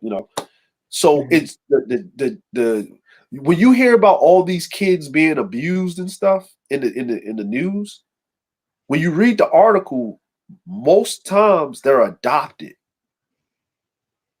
They're Yeah. the foster Hmm. parent, right? It's the foster parents, right? They tied the kid up. They got him tied up to the sink or something like that, or some crazy stuff like that, right? Yeah. It's a family member, right? It's the stepdad or whatever. It's the whatever. But the child, blood parents is not around. The mother's not around, right? The mother's going through some issues and stuff. So the child support hustle, like what was that famous play? What is that? Annie, right? If Okay. if you look at Annie, right, that's the foster care hustle, right? Because you can any like people don't even know that you can sign up, right, to be a foster care home where it's a short term stay. Like um if CPS come and takes the children from their parents, right, and they do an investigation and they find out that the family itself is toxic, right? It's not an environment. They will place children temporarily in other places. Yeah, and I do hear more of that happening. Yeah. So, Hmm. like, my aunt, that's what her and my uncle did, right? They, Hmm. I mean, once her kids got grown, and my aunt, she was in the church and stuff, and she signed up for it, right? Hmm. But if the child was there, right, they would like we. I remember one time my aunt had 8 children staying with her in the house. 8, right? No, like 8 of them staying in the house, and I would be over there, and I would see who is this person. Like I would just see them coming, right? And they would be there for like 3 weeks at the most that I seen the short term. She had some long terms that stayed all the way up until they left, like until they became grown, like 18 or whatever, and they still come around. Okay. Like they still come around. I think when my uncle passed, like the like we were in the first couple of rows of the thing, and at the church and then the last 4 rows were nothing but them foster kids that grew up that were older. So that's 4 rows of people because they were actually took care of them, and they Right. and They and all, love them. they They loved were them, loved. Hmm. and and they would she said she stopped doing it because she got tired of seeing these kids cry when they had to leave, Oh, right? yeah. Because they would come in, and one girl said it was like the best 3 weeks of her life when she and I think one day my she said the reason why she stopped doing it is because they placed the girl with one of her aunts, and she my aunt came home, and the girl had bruises on her, but the girl was sitting there in the rain waiting for her to get back from work on her steps. Mm. And she was like, "Why are you here? What happened?" And she and like my aunt said, my uncle at the time had to hold her down because she was going to get in the car and drive over there and beat her up, beat her aunt up, right? The way that the girl looked, but she couldn't do anything because she wasn't in the program anymore, right? Oh, okay. She couldn't do anything because she wasn't in the program anymore. So what she did was she talked to the social worker, and one of the ladies that she worked with was still in the program. And what the lady did was they worked it out where she legally stayed with that lady, but she stayed with my aunt. Okay. So she can. Okay. Yeah. So she legally stayed with the lady, but she stayed with my aunt. So they Mhm. worked it out that way. That basically, she was, and my aunt was like, that was the last one because her heart couldn't take it anymore because, Yeah. you got to do it. But she said a lot of people do it just for the money because the kids Yeah. come in 3 weeks, they come in and they gone, but you're getting money. You're getting about $300 to $500 per kid. Mhm. And then whatever you spend, you give a receipt, like for food, your light bill, you get tax credits and everything. Yeah, Yeah. That's it's when I said haven't heard the little hustle. Like there was a woman I know that said that she was gonna get some foster children, and she's going, looking for the income. And I just thought she was, that was a bit much when she wasn't that type of person. yeah, She was only looking at the money, and that was it. I'm glad she never went, or she probably couldn't go through it. They would have, interviewed her and saw that that wasn't going to work out. And yeah, I'm glad because that was why she was encouraged to do so, just because of what they were paying. yeah. Because they pay a lot. And what I'm like, there's a lot of things like they come into your house and they actually before it was a little bit it was a little bit, it was like real relaxed, right? Hmm. Because the way that the system was ran, it didn't matter. Like it was like, well, it's better than the situation you in, right? Yeah, that's the way they treat it. Now they're more subjective to a lot of people. Like it's harder for people. Like people don't realize it's harder for people to adopt a child in the United States than it is for them to adopt a child outside of the United States. Which they're trying to stop that now too. Yeah, Hmm. yeah. They just raided this baby they call it this baby factory in Nigeria. Mm. Oh Wow. wow. Yeah. Yeah, it was in the news. It's a baby factory in Nigeria. Basically it was a clinic, right? And what they would do is remember you were hearing those stories in Nigeria where they were like kidnapping girls and stuff? Yeah, I Like the remember that. terrorists. Well, what they were doing was the terrorists was kidnapping the girls, basically raping them, impregnating them. Then they would basically keep them in this hospital, like this clinic. Once they had the kid, they let them heal up and they'll do it again. And then they would take the babies, right? And then raise them. And then if they were boys, they'd turn them into these child soldiers. And if they was girls, they'll like send them off to these adoption agencies and stuff like that for these white folks to adopt these kids.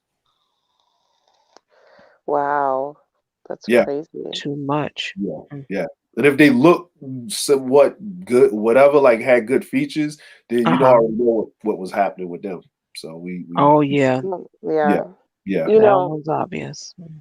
I don't know. Do y'all, and I'm not sure if things are the same on Netflix in Canada as in America. Sometimes they are, sometimes they're not. But since this is an American story, I'm going to assume it came out on American Netflix too. And I might be getting the name wrong, but it's the case of Gabriel Hernandez or Fernandez or Fernando. But I think it's Hernandez, Gabriel Hernandez. That Now sounds familiar. Yeah, yeah, he's an 8-year-old boy who died at the hands of his mother and stepfather. And the reason why this was ended up being a really big thing, how big it really got, was because he was under, like, he had an open case, and basically under the care almost of Children's Aid with CPS. So they, and this was an 8-month period, an 8-month period of time. Like, it was like 10 times that CPS was called, that the sheriff's office was called out there. There were times where the basically, so if there are different types of people who can make calls, right? So, you and I calling in and saying, I think some kid down the hall might be being abused, right? We're like nobodies, we're neighbors. They got to go check that out, right? You have to go check out every single time there's a report. But now, if the parent comes up with a good explanation of what happened, kid's not complaining, there's no like warning signs, glaringly obvious in front of them, they can just close the case.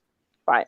But there are certain people who are mandatory reporters, and that, like, so for example, teachers are mandatory reporters.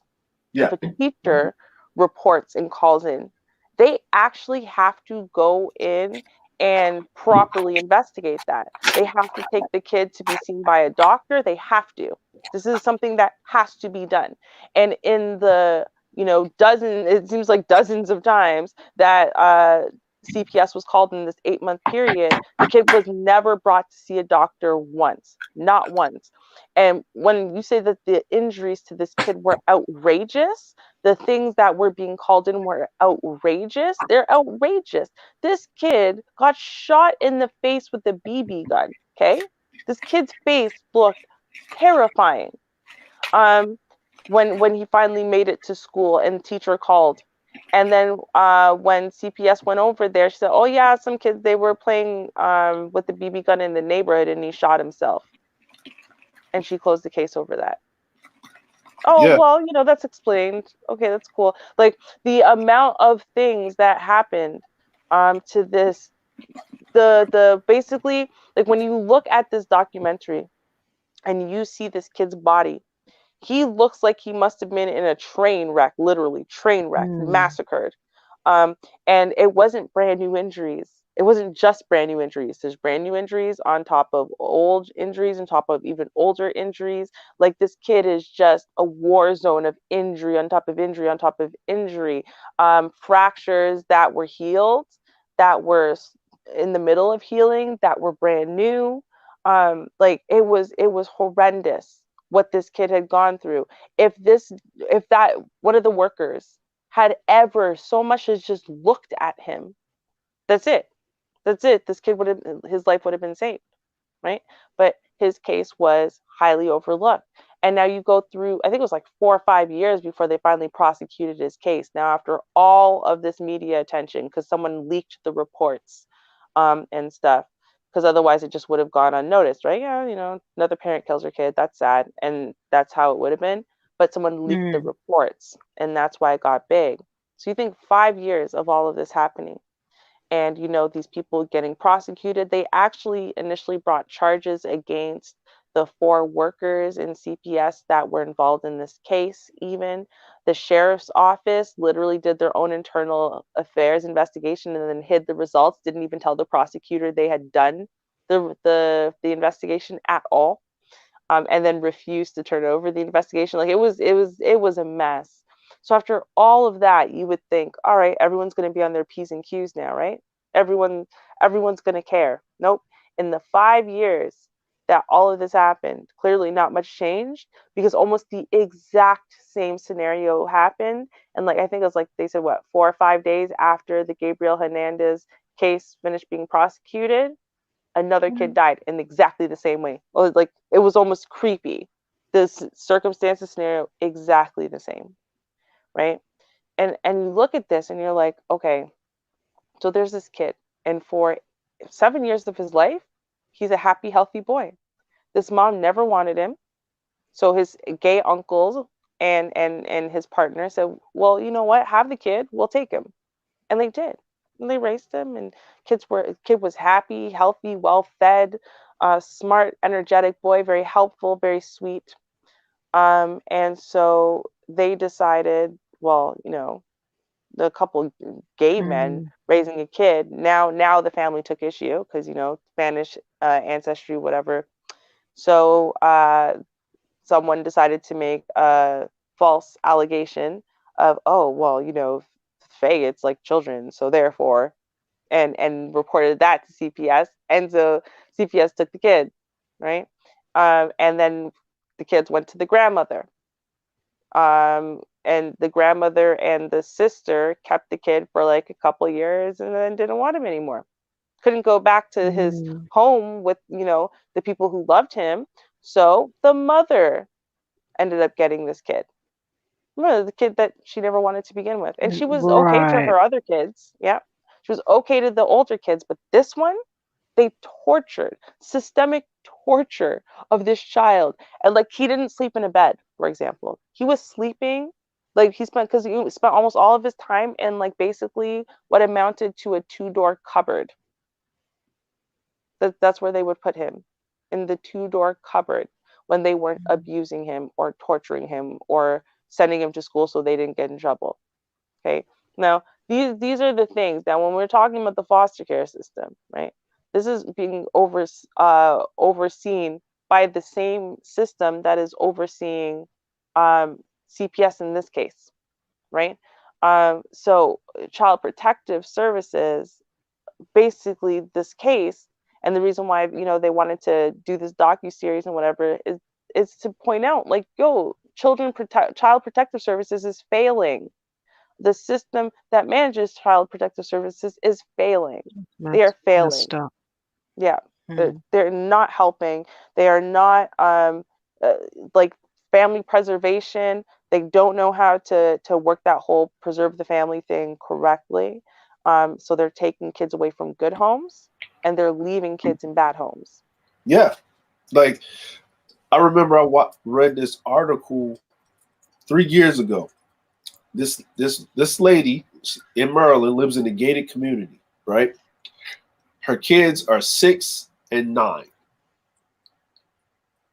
The neighbors called CPS on her. CPS took her kids, then called her for 24 hours because she let them go outside and play at the playground across the street from their house in the gated community. What? Yep. Wow. Yeah, my phone, something wrong with them.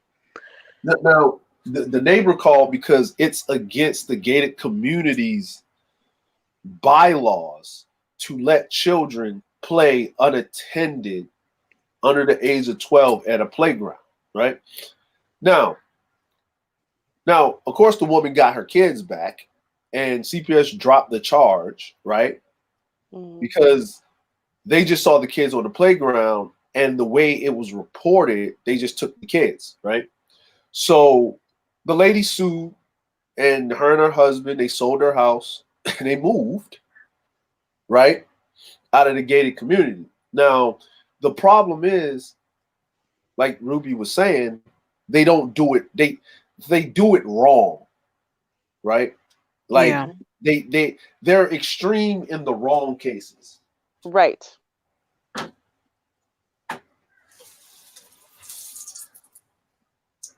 That's exactly the problem. They're extreme in the wrong cases, and it seems like the training and schooling and whatever is not sufficient. It's not enough. And I mean, part of that is because they're getting placement. That's part of their training is placement. But if you're getting placed with people who also aren't properly educated and trained in when extreme should be used and when it shouldn't, and when family preservation should be used and it shouldn't, then what the hell are they learning? What do they know? Right. And then a big issue, and this was, I mean, it's in the docu series. You guys should definitely watch it. The kid, just a couple days before he died, really, when he came in, he was just, I mean, he was worse. He was worse than he looked when, you know, he shot himself in, or, you know, shot himself in the face with a BB gun. This woman had shot him. By the way, with the injuries, he had bullet. He still had BBs in his lungs. He had BB marks all up his legs. Like, when I say that this woman systemically tortured her kid for 8 months, she really did. She's a sick, twisted piece of garbage. Anyway, but the guy said, so he was working at the front desk of like one of these offices, and she had to come in to get a form. So her and the 4 kids come trailing in, and, you know, he was watching, looking at everybody as they were walking by, and then he saw the kid, Gabriel, and he said Gabriel like lifted up. He was like lifting his arm in a weird way, almost to show the injuries he had all up and down his arm, and staring him in the eyes as he was walking by, almost like, someone help me. And so he said, okay. And he waited till they left, and went and talked to the chick at the window. And she said, like, yeah, no, I saw it. Like, I can't remember what she thought was wrong with the kid initially, right? Because she was further away. And he said, nah, man, that kid's beat up. Like, he's badly beat up. That's not okay. And she said, oh, okay, well, then I guess I'm going to have to report it. Okay, yeah, I'll report it, right? Because, you know, that's part of her job. It's what she's supposed to do. That's what their training says. Their training says you see something like that, you report it. No question. And so he's sitting at his desk, and like maybe, you know, half an hour later, he gets a call from her, and she says, okay, you need to go report that kid. And he's like, well, why don't you do it? Like, it'll mean more coming from you. First of all, why don't you do it? She said she can't. Her manager told her not to, because it's almost 5 o'clock, and we're not allowed to get overtime this week. It's not in the budget.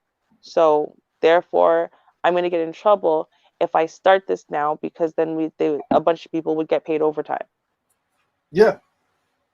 That's why the kid didn't get reported by the right source that day, or multiple sources that day, because of overtime. And that's why I said, I'm like, it's being so badly handled and mismanaged. They don't understand, like, that is a case worth overtime. That Right. is a case.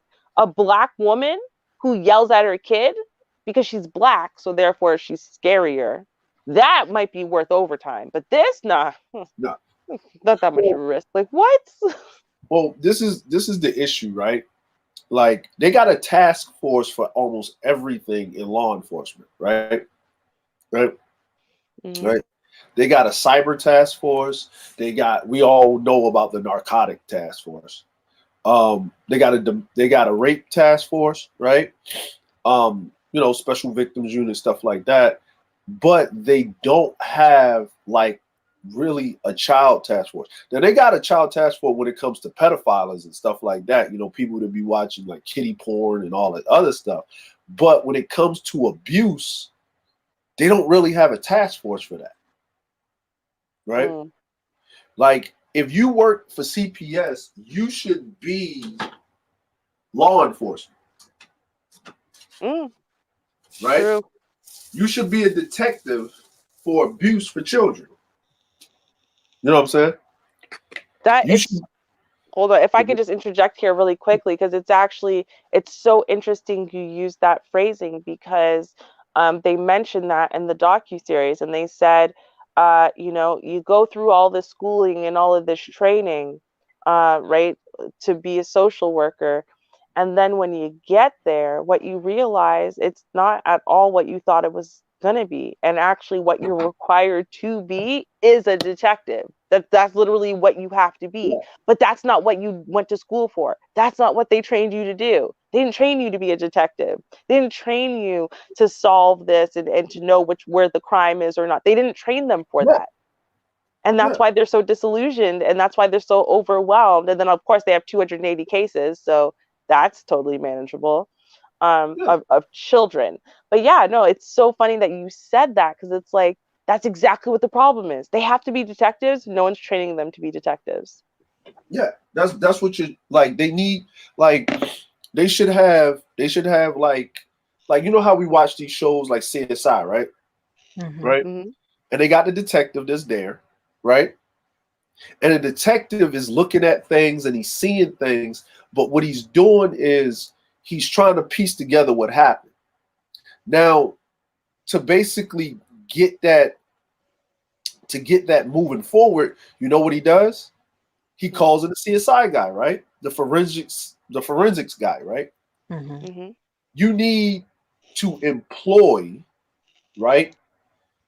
Like, if a child is hurt, there needs to be a forensic physician, pediatrician, right? There needs to be a state-ordered pediatrician that is there to be a detective. Just like when they bring in the guy in there to swab the mouth to get this, that, and whatever. Yeah. You know, they basically, I'm gonna tell you why that child did not get helped. Because that child was a minority. Right? That child, Gabriel, they don't remember. See, a lot of times, right? Like, give you a perfect example, like you said, they can report stuff, right? The teachers. Like the two black girls, one got taken to the little psych ward, and the other one got arrested. Right? They arrested a child and took another child to a psych ward,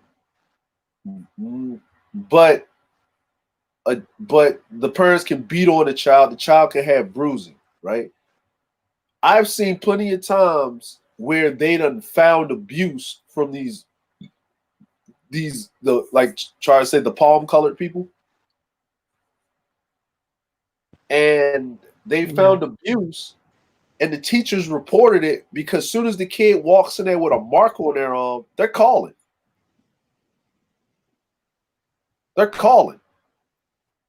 Right?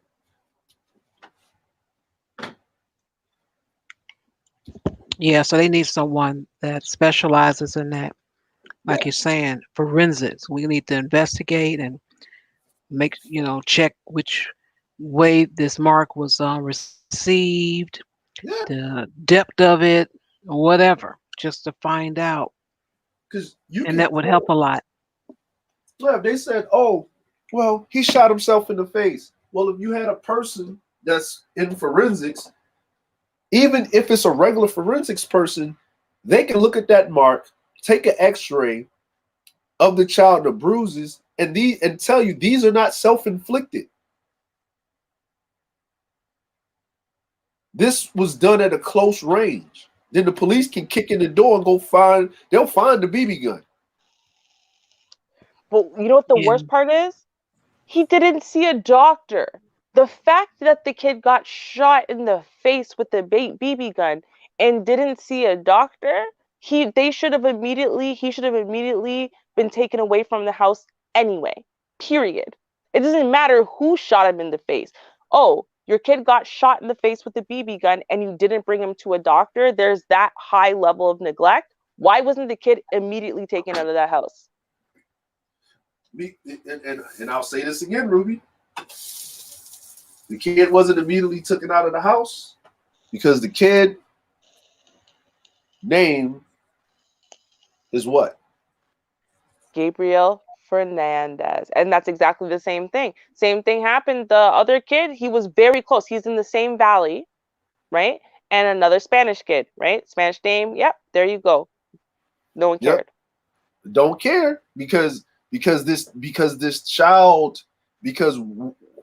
these immigrants are taking our jobs, getting our, like, we don't really care. They still remember they did a whole expose on JonBenet Ramsey. Yeah, right? even though the parents killed her.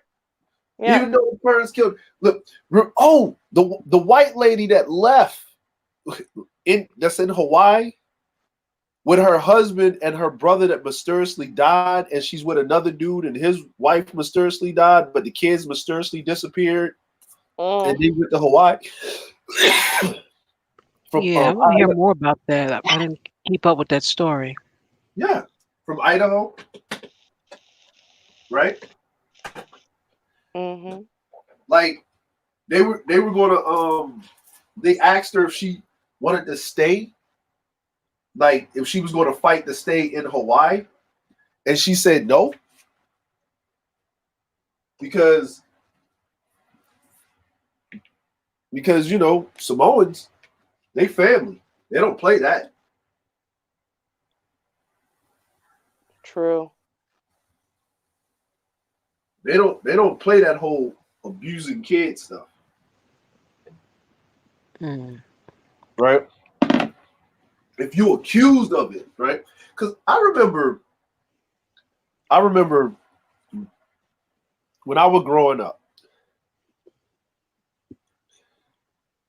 they used to always show those films about children getting abused.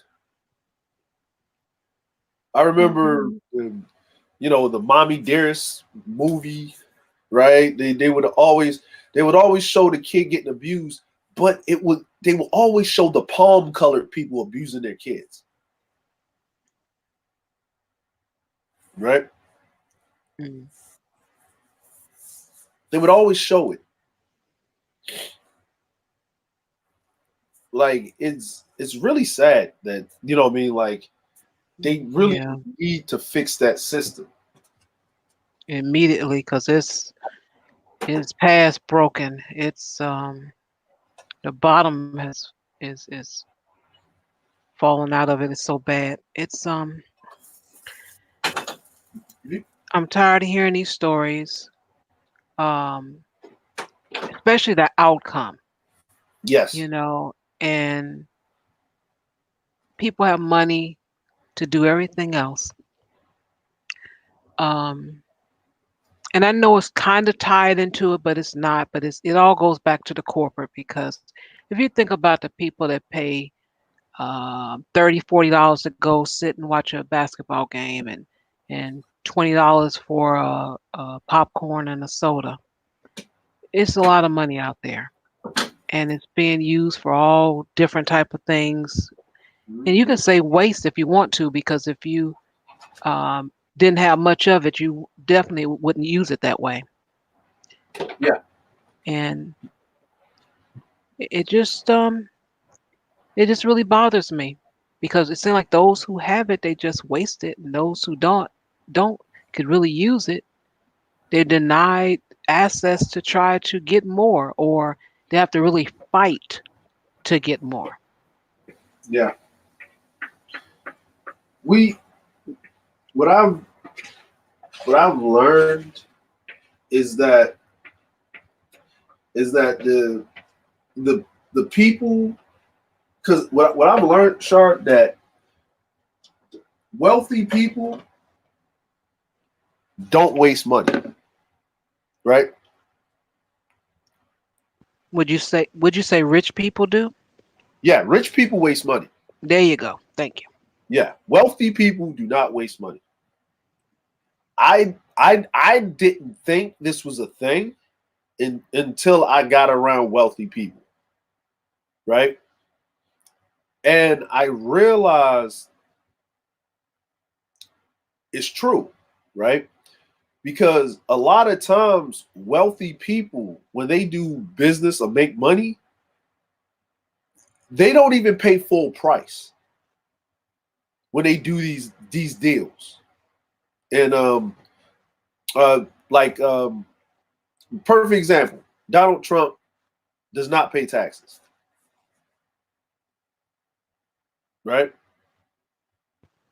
I truly believe that. And the reason why he doesn't pay taxes is because he makes money on failed businesses. Mm. Now you would think, how can you make money on a failed business? It's actually quite simple and quite easy, right? So we all know that the tax season goes from, I think, was it the 1st of January to the 31st of December or something like that. I forget, but something like that. Yeah. And the other issue is the other issue is that you have to spend this money within a certain time, right? And when you spend that money in a certain time frame, you also have to show your losses, right? Oh, right. Right. I got you. Now, long as you show your losses, right, what you spent it on, then your net and your gross, when they look at the taxes, they'll say, oh, okay, you're making this amount of money, because businesses automatically have a higher tax credit than a personal. Mhm. So if your business is rated for these many employees in this particular state, in this particular industry, you're already sitting at an estimated cap of whatever they got, right? If you make over that cap, you're going to have the taxes, the penalty, right?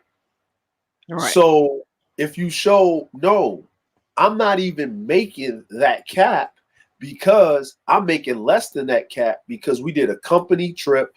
I paid my employees' salaries. This is the highest, this is the less. This is the health care that I pay in for my employees. I pay for their transportation. If I don't pay for it, I provide transportation, the work trucks, this, that, marketing. This is spent on this. If you have this paper trail, they say, okay. Because what is taxes really? Taxes is they tax you on how much profit that you made off of providing services. Right? That's basically what taxes are. And if you basically show that you're in the red, right, then you basically only have to pay the tax of operating a business, not the tax of actually having profit. Right. Right? Now, you know when people call it money laundering, right? Uh-huh. There's illegal money laundering, right? And then there's legalized money laundering, where you have this big company, right? And you have these subsidiaries, and these subsidiaries these are companies made just to move money through to show that you lost the money. So what I noticed what wealthy people do towards the end of the year, like, people said, oh man, I ain't get a bonus this year with my company. That means the company didn't have to give you a bonus because the company is actually not doing well. Layoffs happen when the company's not doing well, but someone messed up in the tax department to make sure they get paid to pay the tax. So what they do is they start laying off folk to show, because you're not having people that shows a loss. Yeah, that's true. Right. And then you'll notice after tax season, the company will start hiring people at the when they start filing taxes. Like they'll start doing a big hire around March and April is hot season. Hire. Yes, right. Mm-hmm. When do mostly everybody get their tax returns back? March and April. Uh-huh. Right? Now they're good. Now here's the other thing. They start laying off the people that they just hired, and then they'll start laying off the people that's close to retirement because they don't have to pay that penalty, because you can't write that off the books, because what is non-taxable? Things that are non-taxable are what they call allotments or perks. Mm-hmm. Allotments and perks. Right? Man. Because like like with me being in the military, right? My paycheck would get taxed, right? Mm-hmm. But they would give me money to live in housing, right? And because I was overseas, it was called cost of living allowance because it's expensive where I live at overseas, right? Yeah. So when I was in the military, the government can't tax that. Even though I work for the government, you can't tax that allotment. Mm-hmm. So let's say, Shar, where you work at, let's or in the company, say they sent you somewhere, right? Uh-huh. And a part of the perk and benefit of you working for this company, they gave you, say you was somewhere like Corpus Christi, Texas, where ain't nothing out there, right? Uh-huh. No one wants to go there, so they give you this bonus of Right. being this in company bonus, right? Right? Sign on bonuses, right? Mm-hmm. Those are non taxable items, right? Those are Okay. non taxable items, but the issue is that if you took that bonus and you just sat it in your savings account, they'll tax you for it. But if it's sat in your checking account, they don't tax you for it. The government. Because you know Okay. when you do your tax form, they tell you, hey, what's in your savings account?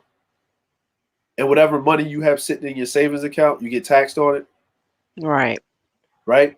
And what most people do that is smart is they take that money and they have a secondary checking account and they move that money to the checking account. And then after January 1st, they move that money back to the savings account.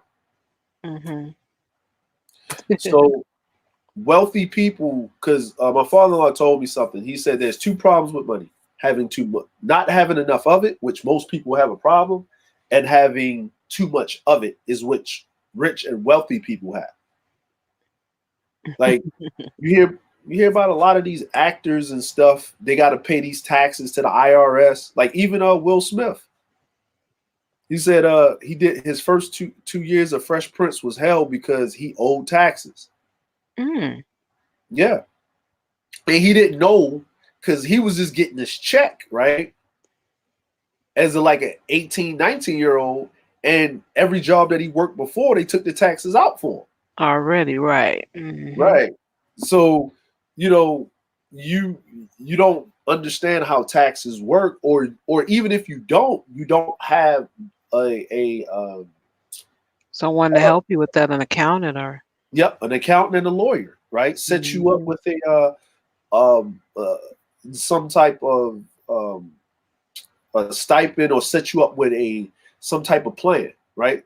Like Right. my father-in-law's got a lot of money, but Mm-hmm. whenever he wants to move anything that's over 25,000, he has to call his accountant, Mm-hmm.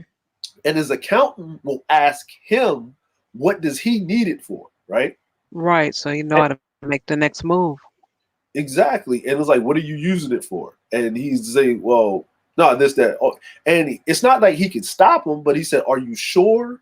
Like, Mm-hmm. this is a reoccurring thing. You know, that voice of reason, Uh-huh. right? To stop you from yourself from spinning up all, from just doing stupidity, right? And Yeah. and that's why I say wealthy people are not wealthy people don't spend a lot of money. Mm. They're very cheap. They're very frugal. They don't really care about what they're wearing most of the time. Yeah, we see that with the rich folks that were in, what is it, the tech people and all of that. Yeah, We have seen that. yeah, I'm gonna end it there because we're running up on 2 hours and 30 minutes, and I don't want real long live streams because I yeah, want people to watch them. So, Ruby, yeah. you got a final word.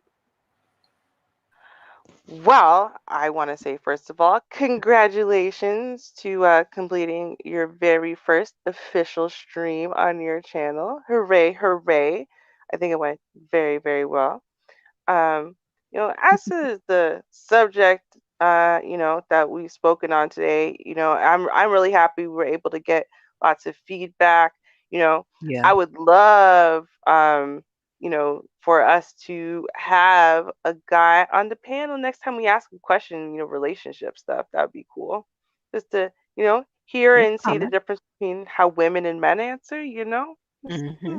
I think that'd be cool. So, DeAndre, just so you know, just sliding it in there that a little bit of your impact would be duly noted. I wish if we had more time. I was gonna revisit the question for Regina and DeAndre just to see what their question was too. But you know what? Trust me, I know I'm gonna have some in the stores for next week. Just saying. Yeah, yeah. All And other right. than that, thank you for having me. It was a great time. Well, thank you. And thank you everyone for coming. Those who liked, share, subscribed, donated. What else you guys did in there? You participate in the chat room. I really appreciate it. And like I said, the plan of the channel is to, have a conversation about the letters that have come in, that's coming in, and also some live one-on-ones with advice. So as far as how often to stream, have not decided yet. But the plan is to continue to have the uploads on Tuesdays and Thursdays. And of course, that's if I get the letter. If not, it'll just be one upload. I'll find something. And right now, the stream is once a week. But as far as getting a plan, I will let you guys know. The other channel is a channel that I'm going to put the live streams on and just leave this channel just for the, what you call it. So just for the letters. So keep that in mind. I want to thank you all again checking us out, and I will see you soon. And until then, peace. All right. Cheers, y'all.